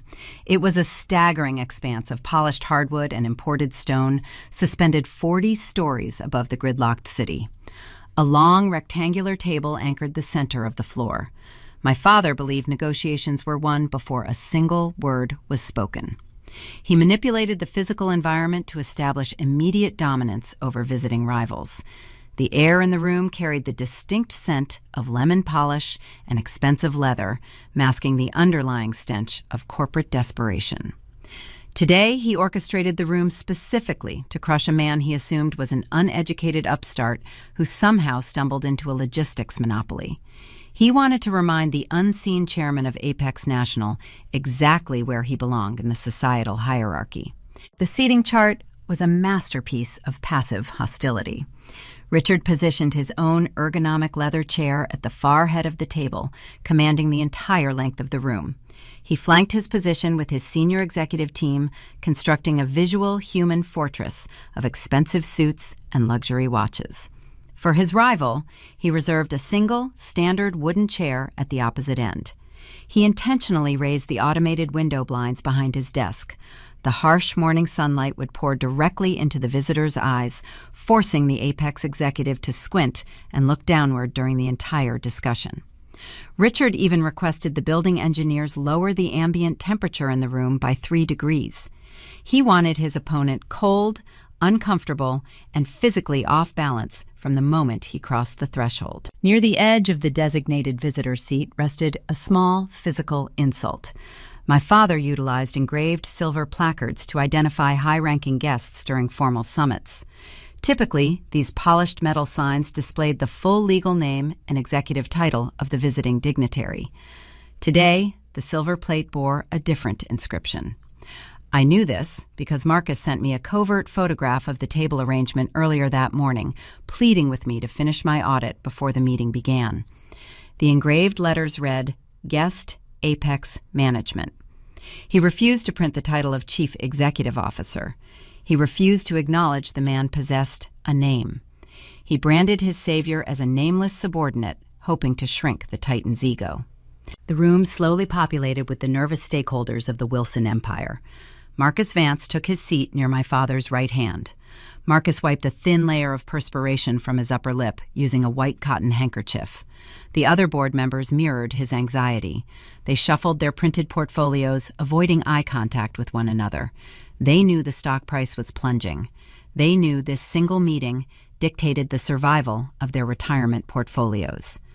Standing in the far corner near a decorative marble credenza was my sister. Victoria wore a sleek designer dress holding a digital tablet against her chest. Richard summoned her to take notes, to witness his anticipated triumph. She stood there radiating a practiced smugness, ready to watch our father dissect a helpless victim. She thought she was attending a coronation. The digital clock on the wall shifted toward the designated hour, 10 in the morning. Richard stood up from his chair, buttoning the center button of his pristine navy suit jacket. He smoothed his silk tie and planted his feet firmly into the thick carpet. He looked around the room, soaking in the fear radiating from his subordinates. This was his preferred habitat. He thrived on the panic of others, drawing strength from their insecurity. He assumed the delayed arrival of the Apex chairman was a weak attempt at a power play, a blue-collar tactic to project false confidence. He smirked, glancing at Victoria, offering her a brief, patronizing wink. He was ready to execute the kill. He was ready to buy back his distribution routes with a fraction of his remaining liquid capital, offering pennies on the dollar to a man he considered a peasant. The silence in the conference room stretched tight, pulling taut like a piano wire about to snap. Every eye remained fixed on the heavy oak double doors, serving as the only entrance. Those doors were thick, designed to mute the sounds of the outer hallway, ensuring privacy for high-stakes corporate warfare. The brass handles gleamed under the recessed ceiling lights. The ambient hum of the ventilation system felt loud in the quiet room. Someone coughed, a dry, nervous sound. A leather chair squeaked as a board member shifted their weight, unable to bear the stillness. The atmosphere was a powder keg, waiting for a single spark. My father stood perfectly still, projecting an aura of invincibility he did not actually possess. Behind that wood stood the architect of the invisible Midwestern monopoly. Behind that wood stood the force that paralyzed a $2 billion product launch and sent the stock plummeting into the red zone. Richard took a slow, measured breath. He raised his chin, tilting his head upward slightly to maximize his physical presence. He prepared his opening line, rehearsing the tone of benevolent condescension he perfected over 3 decades of crushing his rivals. The internal locking mechanism of the double doors emitted a sharp, metallic click. The sound echoed through the cavernous space, cutting through the heavy silence. The oak panels began to swing inward, pushed by an unseen hand. Richard took 1 step forward. He stretched his right arm out across the polished mahogany table, extending his hand to greet the nameless prey he intended to consume. He stretched his lips into a wide, predatory shark smile, showing his bright white teeth. He expected a rough, dusty trucker to stumble into the blinding glare of the windows, squinting against the harsh light and cowering before the assembled wealth of the Wilson board. He expected the man to beg for a fraction of the corporate pie. The door swung open wide, revealing the corridor outside. I stepped over the threshold first. My flat shoes clicked against the hardwood border, announcing my arrival to a room expecting a stranger. I did not wear a designer dress or a cashmere coat. I wore my sensible gray wool blazer, the uniform of a working professional, unbothered by the pageantry of wealth. I walked directly into the blinding sunlight pouring from the windows, carrying nothing but my battered leather dispatch logbook and my red fine-point pen. I stepped into the blinding sunlight pouring through the floor-to-ceiling glass. My flat shoes clicked against the polished hardwood border, commanding the attention of every nervous executive present. The predatory smile on my father's face vanished instantly. The confident flush of impending victory drained from his cheeks, replaced by a rigid mask of sudden confusion. He looked at my plain gray wool blazer and the battered leather logbook clutched in my hands. His mind, operating on outdated metrics, processed my arrival as an act of pathetic desperation. He assumed his $50,000 bribe failed, causing me to stage a public domestic tantrum to disrupt his critical summit. He thought I was a starving exile begging for crumbs, hoping to extort him in front of his peers. His jaw tightened. The veins in his neck pulsed against the edge of his silk collar. He did not ask why I was standing there. He did not offer a greeting or attempt to de-escalate the situation. He simply reacted with the blunt force of a tyrant whose controlled environment was breached. "Security," he barked. His voice echoed off the imported stone walls, cracking like a whip across the silent room. "Remove her immediately." 2 uniformed guards stationed in the outer corridor flinched, preparing to step forward and execute the order. They reached for their communication radios, bracing to physically escort the disgraced daughter out of the penthouse. They moved with hesitant, shifting steps, unsure how to handle a family dispute erupting during a high-stakes financial negotiation. Before the guards could cross the threshold, a second figure emerged from the shadows of the hallway. Dean walked into the flooded light of the boardroom. The atmosphere in the room warped, altering the barometric pressure. He did not look like the man my father mocked on the concrete steps of the courthouse. He did not look like the grease-stained peasant my sister photographed with her mobile phone. He wore the immaculate, bespoke charcoal suit, perfectly tailored to accommodate the physical density of his broad shoulders. The fabric draped with flawless precision, projecting an aura of quiet, lethal authority. Yet the veneer of wealth did not erase his authentic foundation. If you looked closely at his hands, resting by his sides, the faint, permanent shadows of engine oil still traced his cuticles. He refused to scrub away the evidence of his labor. The dirt was his anchor. It kept him grounded, while men like my father floated away on fragile clouds of debt and hubris. Richard stood frozen at the far end of the long mahogany table. His right arm was still extended outward, the hand open and waiting to greet the anonymous savior of his logistics network. Dean walked the length of the room with a slow, measured cadence. His stride was even unhurried and entirely devoid of anxiety. He closed the distance between the doorway and the head of the table. Richard watched him approach, his brain misfiring, unable to reconcile the visual data. My father built his entire identity on reading power dynamics, but the current equation baffled him. He assumed this tailor-clad giant was a high-level proxy, an executive vice president dispatched by Apex National to handle the preliminary negotiations while the true chairman waited in the wings. He held his hand steady, expecting a firm handshake and a polite introduction. Dean bypassed the extended hand entirely. He did not even grant the gesture a passing glance. He walked straight past the billionaire, treating him like a piece of invisible furniture. The dismissal was profound. It was not a theatrical snub. It was the genuine indifference of a predator encountering an insignificant obstacle. Dean stopped near the designated visitor seat. He ignored the silver placard bearing the condescending title. He reached out and pulled the wooden chair back, creating a space for me. I stepped forward and sat down, resting my dispatch logbook flat against the polished mahogany surface. Dean then pulled out the adjacent chair, an ergonomic seat likely reserved for a senior vice president. He sat down beside me. The visual juxtaposition was striking. He leaned back, settling his large frame into the delicate, expensive leather. He lifted his right leg, crossing it casually over his left knee. His footwear was not a pair of imported Italian loafers. He wore his heavy, steel-toed work boots, the thick leather scuffed and scarred from years of navigating concrete garage floors. He rested the heavy reinforced toe directly onto the pristine chrome rung of the $5,000 boardroom chair. The metal scraped faintly, a quiet, gritty sound, contrasting with the sterile luxury of the room. It was a physical manifestation of blue-collar reality crushing white-collar pretense. The entire board of directors went dead silent. A suffocating stillness descended over the penthouse.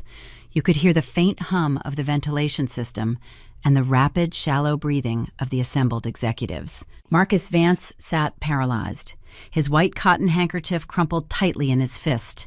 He looked at me, his eyes wide, with a dawning, horrified comprehension. He knew I was hired to audit the supply chain failure. He recognized my dispatch logbook. Now he saw me sitting beside the man whose arrival they anticipated with terrified reverence. The arithmetic crystallized in his mind. He realized the board bypassed their chief executive officer to hire the wife of the man destroying their enterprise. The sheer magnitude of the trap locked his vocal cords. In the far corner, Victoria lowered her digital tablet. The practiced smugness melted off her face, leaving a pale, hollow expression. She stared at the bespoke suit and the steel-toed boots, her mind breaking under the weight of her own shattered assumptions. She realized the low-level driver she mocked, the man whose footwear she photographed as a joke, was currently commanding the room without speaking a single syllable. Her fingers trembled against the smooth glass of her device.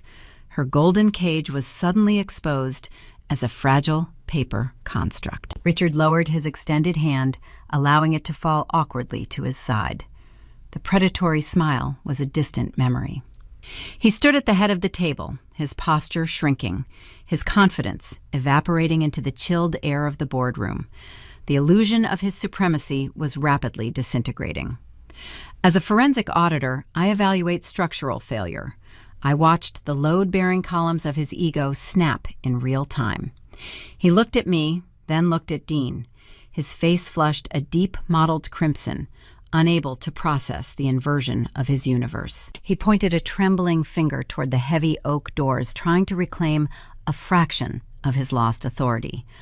"What is this?" he stammered, his voice stripped of its usual booming resonance.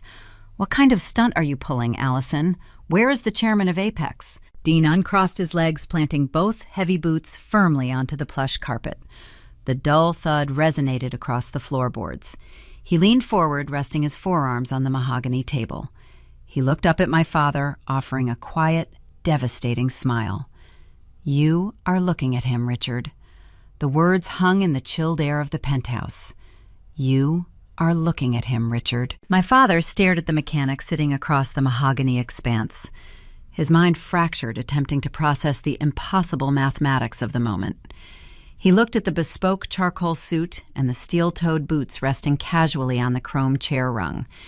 He searched Dean's face for a trace of deception, a hint of a cruel prank orchestrated by disgruntled former employees. He found nothing but cold, unyielding certainty.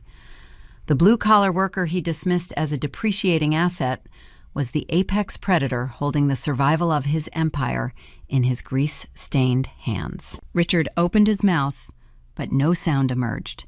The vocal cords of the great billionaire seized. He retreated a half-step, his custom leather shoes scraping awkwardly against the plush carpet. Dean did not gloat. He did not raise his voice or pound his fist against the polished wood to establish dominance. True power never requires theatrical volume. He spoke with the quiet, mechanical precision of an engineer diagnosing a cracked engine block. He outlined the structural failure of Wilson Manufacturing without a single ounce of pity. I received your urgent summit requests. Richard Dean began, his tone level and detached. I reviewed the distribution proposals your legal department forwarded to my corporate offices. I evaluated the terms you offered to buy back access to the Midwestern transit grid. Dean leaned back in the ergonomic leather chair. He rested his forearms on the table, allowing the silver cuffs of his shirt to catch the morning sunlight. I'm declining the offer, he stated. Apex National will not be signing a contract with your enterprise today, tomorrow, or any day in the future. A collective gasp rippled down the length of the long table. The assembled vice presidents and equity partners shifted in their seats. The oxygen left the room. A woman near the center dropped her luxury pen, letting it clatter loudly against the wood. Richard finally found his voice. It cracked, a high, thin pitch, stripped of its usual booming resonance. You cannot do this, he stammered, his hands gripping the edge of the table to steady his trembling knees. You are holding $2 billion of consumer inventory hostage. We own the goods. You own the trucks. We offer a premium transit rate. It is basic commerce. We can negotiate a favorable margin. Name your price. It is a rescue operation, Dean corrected smoothly. And I do not execute rescue operations for toxic entities. I reviewed the exclusivity clause you forced upon Prairie Transit before I acquired their parent holding company. You engineered that specific contract to bankrupt a regional partner so you could cannibalize their fleet. You treat partnerships like hostage situations. You view vendors as prey. Dean held my father's desperate gaze, refusing to grant him an inch of sanctuary. He dismantled the illusion of my father's business acumen in front of his highest-ranking subordinates. My logistics network relies on mutual structural integrity, Dean continued. I require reliable partners who honor their ledgers and respect the baseline mechanics of the industry. Your architecture is brittle. You burn bridges to stay warm and expect the world to hand you a match. I do not do business with liabilities, Richard. Your freight will sit in those staging warehouses until the bank forecloses on the shrink-wrapped pallets. The reality of the execution settled over the boardroom. Richard was officially out of maneuvers. He could not buy Dean. He could not intimidate him. He could not leverage a proxy buyout to force compliance. The foundation of his authority crumbled into fine dust. Panic is a fascinating chemical reaction. When an arrogant man exhausts his financial ammunition, he grasps for the very emotional tethers he previously severed with surgical cruelty. Richard looked away from the cold stare of the Apex chairman. His eyes darted down the table, searching for a lifeline. He glanced at Victoria standing in the corner. My sister stood frozen, her digital tablet slipping from her grasp and tumbling silently onto the thick carpet. She possessed zero leverage. She could not save him. Richard turned his focus toward me, the tyrant who froze my bank accounts, the man who orchestrated my termination from a job I loved, the billionaire who handed me a calculated invoice on the concrete steps of a municipal courthouse, suddenly decided to play the role of a devoted patriarch. He transformed his posture, attempting to project a warm, pleading vulnerability. Allison, he begged, his hands reaching outward across the polished wood. Talk to him. Make him see reason. We are family. You and I have our disagreements, but we share the same blood. We protect our own. Tell your husband to lift the embargo. Tell him to sign the release and save the legacy." I looked at the cold sweat gathering near his hairline. I observed the frantic rise and fall of his chest beneath his pristine silk tie. He expected me to forget a lifetime of conditional love and manipulation because the zeros in his corporate bank account were disappearing. He expected the daughter he actively tried to erase to shield him from the consequences of his own staggering arrogance. I did not raise my voice. I did not offer a tearful speech about his failures as a father or the cruelty of his ultimatums. A forensic auditor does not trade in sentimentality or theatrical vengeance. We trade in objective, documented facts. I unclasped the brass latch of my battered leather dispatch logbook. I opened the cracked cover, revealing the thick stack of premium, watermarked paper housed inside. I extracted the finalized executive summary I spent the entire night compiling.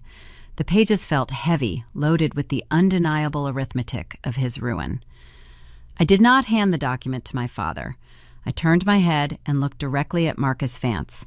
The lead independent director sat paralyzed, his knuckles white, gripping his cotton handkerchief. He was the man representing the shareholders, the entity possessing the legal authority to hire and fire the chief executive officer. He requested the truth, and I arrived to deliver the ledger.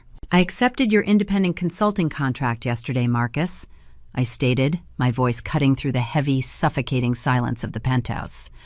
My retainer mandated a comprehensive forensic evaluation of the supply chain failure threatening this corporation.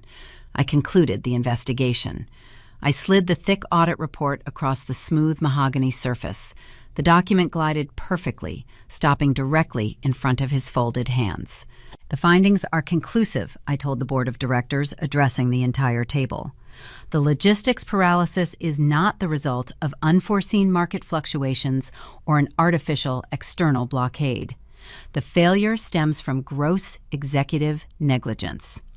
Richard executed an exclusivity clause without performing basic foundational due diligence. He trapped his own freight inside a legally binding vault and handed the key to a competitor." I kept my posture rigid, delivering the final mathematical verdict without a trace of hesitation. "The projected carrying costs for the stagnant inventory will eclipse your available liquid capital within 14 days. I continued mapping the timeline of their destruction. The breach of contract penalties from retail partners will compound the deficit exponentially. The collapse of your supply line is a mathematical certainty. The liability rests entirely on the signature at the bottom of that exclusive contract. Your chief executive officer engineered his own blockade." Richard stared at the white paper resting in front of Marcus. The blood drained entirely from his face, leaving a hollow, ghostly pallor. He opened his mouth to formulate a defense to spin the data, but the objective arithmetic offered no shelter. He could not charm a spreadsheet. I reached down toward the table. I picked up my red fine-point pen, the humble instrument I used to trace his ruin across the Midwestern map from a cramped apartment kitchen. I placed the plastic cap over the inked tip. I pressed my thumb against the top, pushing downward. The pen closed with a sharp, final click. The small synthetic sound echoed like a gunshot in the silent room. It was the definitive punctuation mark ending my father's reign. Marcus Vance slowly lowered his cotton handkerchief. He reached out with trembling fingers and opened the cover page of my independent audit. He read the executive summary, his eyes scanning the precise red circles and the irrefutable financial projections. He absorbed the sheer magnitude of the incompetence detailed in my report. He looked at the bespoke suit of the Apex chairman, sitting casually with his boots on the chair, and then he looked at the plain gray wool blazer of the forensic auditor who just dismantled a corporate empire. Marcus closed the folder. He rested his hands flat against the thick paper. He lifted his head, turning his gaze away from me and directing his focus toward the head of the long table. The veteran financier looked at Richard Wilson. The expression on his face contained zero sympathy or deferential respect. It radiated utter, profound disgust. The board of directors realized they tied their fortunes to a captain who intentionally sank the ship. Richard Marcus said, his voice echoing with cold, terminal finality. We need to discuss an immediate change in leadership. 6 months drifted past that fateful morning in the Chicago penthouse. The financial press treated the sudden collapse of Wilson Manufacturing like a public autopsy on a fallen gladiator. Marcus Vance and the board of directors stripped my father of his executive title before the afternoon trading session concluded. They marched him out of the 40-story glass tower, not with a phalanx of security guards, but with a sterile legal severance package, heavily leveraged against his remaining personal equity. The flagship product launch suffocated in those Midwestern staging warehouses. The carrying costs and retailer penalties triggered an inescapable debt spiral. To satisfy the relentless creditors, the board authorized a total liquidation. They sold the empire for scrap metal. Rival competitors purchased the manufacturing plants. Regional distributors absorbed the transit contracts. The legacy, a monolith built over 3 decades, evaporated in a single fiscal quarter. It was a cold, objective erasure. My sister discovered the golden cage offers zero protection when the bank repossesses the gold. Richard funded her entire existence through a revocable trust account. When the corporate dividends vanished, the trust dried up overnight. Victoria had to vacate her luxury downtown loft. She sold the designer purses and the premium sport utility vehicle to cover her immediate liabilities. The last I heard through the muted channels of city gossip, she secured a position as a mid-level retail manager at a suburban department store. She spends her days organizing hourly shift schedules, folding inventory, and dealing with disgruntled customer returns. Her feet ache from standing on hard tile floors while she sells the very garments she used to wear. I do not feel pity for her, and I do not feel vindictive joy. She chose to build her identity on an allowance. When the ledger balanced to zero, she simply had nothing left to stand on. The real world does not care about your cashmere coat when you cannot make the rent. Dean and I moved out of the cramped apartment with a hissing radiator. We did not purchase a sterile glass mansion or a penthouse overlooking the lake. We acquired a sprawling working horse farm 3 hours outside the city limits. The property features wide-open green pastures, wooden fencing, and a large timber barn smelling of fresh hay and oiled leather. Dean still runs Apex National, but he manages the Continental fleet from a home office overlooking the paddocks. He still wears his heavy canvas jackets and his steel-toed work boots. He still spends his weekends fixing the tractor engines, with grease settling into his cuticles. He kept his foundation intact. Wealth did not alter his character. It just gave him a wider field to cultivate. We trade the sirens and concrete for quiet nights where you can actually see the stars. I sit on the wide, wrap-around wooden porch drinking dark roast coffee. The morning air feels crisp, clean, and untainted by diesel exhaust. My independent forensic firm thrives. I dictate my own hours and select my own clients, operating on my own unassailable terms. Resting on the rough-hewn timber table next to my ceramic mug is my artifact, the battered leather dispatch logbook. I opened it this morning and wrote the final entry on the very last available page. Every line, every margin, every column is filled with the meticulous red ink documenting our survival and our ultimate independence. The spine is cracked, the cover is worn smooth from months of handling. It is filled to the final margin, ready to be permanently archived. I do not need it to navigate the dark anymore. The perimeter is secure. The quiet ambient sound of the morning breeze rustling through the tall grass breaks abruptly. My mobile phone vibrates against the wooden table. I look at the digital screen. The incoming caller identification displays my father's name. I do not feel the familiar tightening in my chest. I do not feel fear or the old, desperate desire for his approval. I feel nothing but the calm, steady rhythm of my own pulse. I swipe the green accept icon. I lift the device to my ear. "Hello, Richard," I say. The voice on the other end of the cellular connection is jarring. It lacks the booming resonance, the predatory confidence, the theatrical warmth he always projected. It is thin, frail, and hollow. He sounds like a man standing alone in the wreckage of an empty room, stripped of his private drivers and his sycophants. "Allison," he whispers. His breath catches in his throat. "I saw the property transfer records. I see you bought a farm out in the country. It looks beautiful." I do not offer a polite response. I wait, letting the silence do the heavy lifting. I am living in a leased condominium now. Richard continues, his tone bordering on a plea. "The lawyers took the penthouse. They took the summer house to cover the liquidation deficits. I have a lot of free time on my hands these days. I was wondering if I could drive out there this weekend. I want to see the new place. I want to see you and Dean. Maybe we can sit down and start over.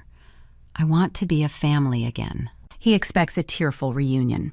He hopes the passage of time softened the sharp edges of his cruelty. He wants an unearned reconciliation because he has nothing else to leverage in his isolated world. He wants me to pretend the invoice on the courthouse steps never happened. He wants a clean slate handed to him for free without performing the hard labor of genuine accountability. I do not scream. I do not launch into a passionate monologue detailing his failures as a father. True boundaries do not require elevated volume or theatrical emotion. They require structural rigidity. We are not starting over. Richard the State, my voice smooth and unyielding. You do not get to return when the math changes. You spent my entire life turning affection into a transaction. You froze my accounts to force my compliance. You bought my employer to orchestrate my termination. You handed me a bill for my childhood on my wedding day. He tries to interrupt, his voice shaking. I was wrong, Allie. I lost everything. I see the error now. You lost your capital, I correct him, maintaining the cold, factual rhythm of an auditor. But you made your choices long before the bank foreclosed on your empire. You measured my worth in dollars. You calculated my value on a spreadsheet and decided I was a liability. You pushed me off the ledger, hoping I would starve in the dirt. I look out over the green pastures. I see Dean walking near the fence line, carrying a heavy wooden post. His broad shoulders look relaxed and strong. He stops and waves a gloved hand toward the porch. I raise my coffee mug in return, honoring the man who built a life beside me. You do not get to audit this relationship anymore, Richard, I say evenly. My books are closed. I lower the phone and tap the red icon ending the call. I do not block the number. I simply set the device face down on the table next to the archived logbook. I pick up my coffee and watch the horses run across the open field. The air is clear. The foundation holds weight. The ledger is perfectly balanced. There is a profound tragedy hidden inside the architecture of a transactional family. We often discuss the American dream through the lens of upward mobility, focusing on the accumulation of assets, the expansion of estates, and the guarantee of a comfortable future for the next generation. We celebrate the self-made titans who build empires from the dirt. Yet in our pursuit of providing a better life, a quiet, insidious poison sometimes seeps into the foundation of the home. The parent confuses financial provision with emotional presence. They mistake the roof they built for the love they owe. When Richard Wilson handed his daughter an itemized invoice for her childhood on the steps of a municipal courthouse, he committed the ultimate betrayal of the parental contract. He did not just present a bill, he weaponized vulnerability. He quantified the bandages, the school uniforms, and the meals, reducing the sacred duty of raising a child to a sterile spreadsheet liability. In his mind, he was executing a brilliant corporate maneuver. In reality, he was bankrupting his own legacy. Parenting, at its core, is an act of profound, uncompensated giving. The traditional family structure thrives not on a rigid ledger of debts and credits, but on the principles of honesty, fairness, and emotional awareness. A true patriarch or matriarch understands that their primary responsibility is to cultivate a secure perimeter where a child can develop their own moral compass. You provide shelter so they can learn to build. You provide food so they possess the strength to walk away and forge their own path. You do not issue an allowance as a leash. When we evaluate the dynamic between Richard Allison and Victoria, we witness a masterclass in the destructive power of conditional affection. Richard demanded perfect obedience in exchange for luxury. He believed his wealth granted him immunity from the hard, patient labor of actual guidance. He neglected emotional awareness entirely, viewing his daughters as acquisitions. He required them to mirror his ambition to marry the right heirs and to serve as elegant accessories to his public image. The results of this parenting strategy are always polarizing, splitting the siblings down a harsh dividing line. We see the first outcome in Victoria. She accepted the terms of the golden cage. She learned to suppress her authentic self, trading independence for cashmere coats and trust fund distributions. Her father taught her that survival depended on compliance. But when the empire collapsed, Victoria possessed no internal scaffolding. A parent who shields a child from the dirt deprives them of the opportunity to learn how to plant seeds. When the money vanished, Victoria was left standing in the wreckage, entirely unequipped to navigate the gritty, unforgiving reality of the world. She lost her identity the moment she lost her funding. Then we observe Allison. She recognized the toxicity of the ledger and chose the fire escape. Her journey underscores the vital necessity of instilling genuine self-reliance in our children. Allison survived the sudden, brutal freeze of her assets because she understood the mechanics of hard work. She valued the grease on Dean's hands over the polished crystal in her father's penthouse. Her resilience is a direct testament to the enduring American value of honest labor. She did not seek a rescuer. She sought an equal partner. She built her forensic firm from a cramped kitchen table, relying on the very grit her father despised. Long-term guidance requires a parent to step back and allow their child to face the elements. It demands fairness, the ability to look at your offspring and respect their autonomy, even when their choices diverge from your grand design. A healthy family structure honors the boundary between the parent's ambition and the child's individual purpose. Richard lacked this fundamental respect. He tried to starve his daughter into submission, failing to realize that by cutting her off, he inadvertently granted her the greatest gift possible, the undeniable proof that she did not need him to survive. The tragic irony of the transactional parent is their ultimate isolation. They spend decades treating relationships like hostage situations, believing they can always buy their way back into grace. When Richard's corporate monolith crumbled, he reached for the phone. He sought the warmth of family only after his bank accounts drained. He asked to start over, hoping his daughter would extend the very unconditional grace he denied her for 32 years. But trust once monetized rarely regains its organic value. Allison closed her books because she recognized a hard truth you cannot reconcile with a man who only sees your worth when his own pockets are empty. Raising children is an exercise in building structures meant to outlast us.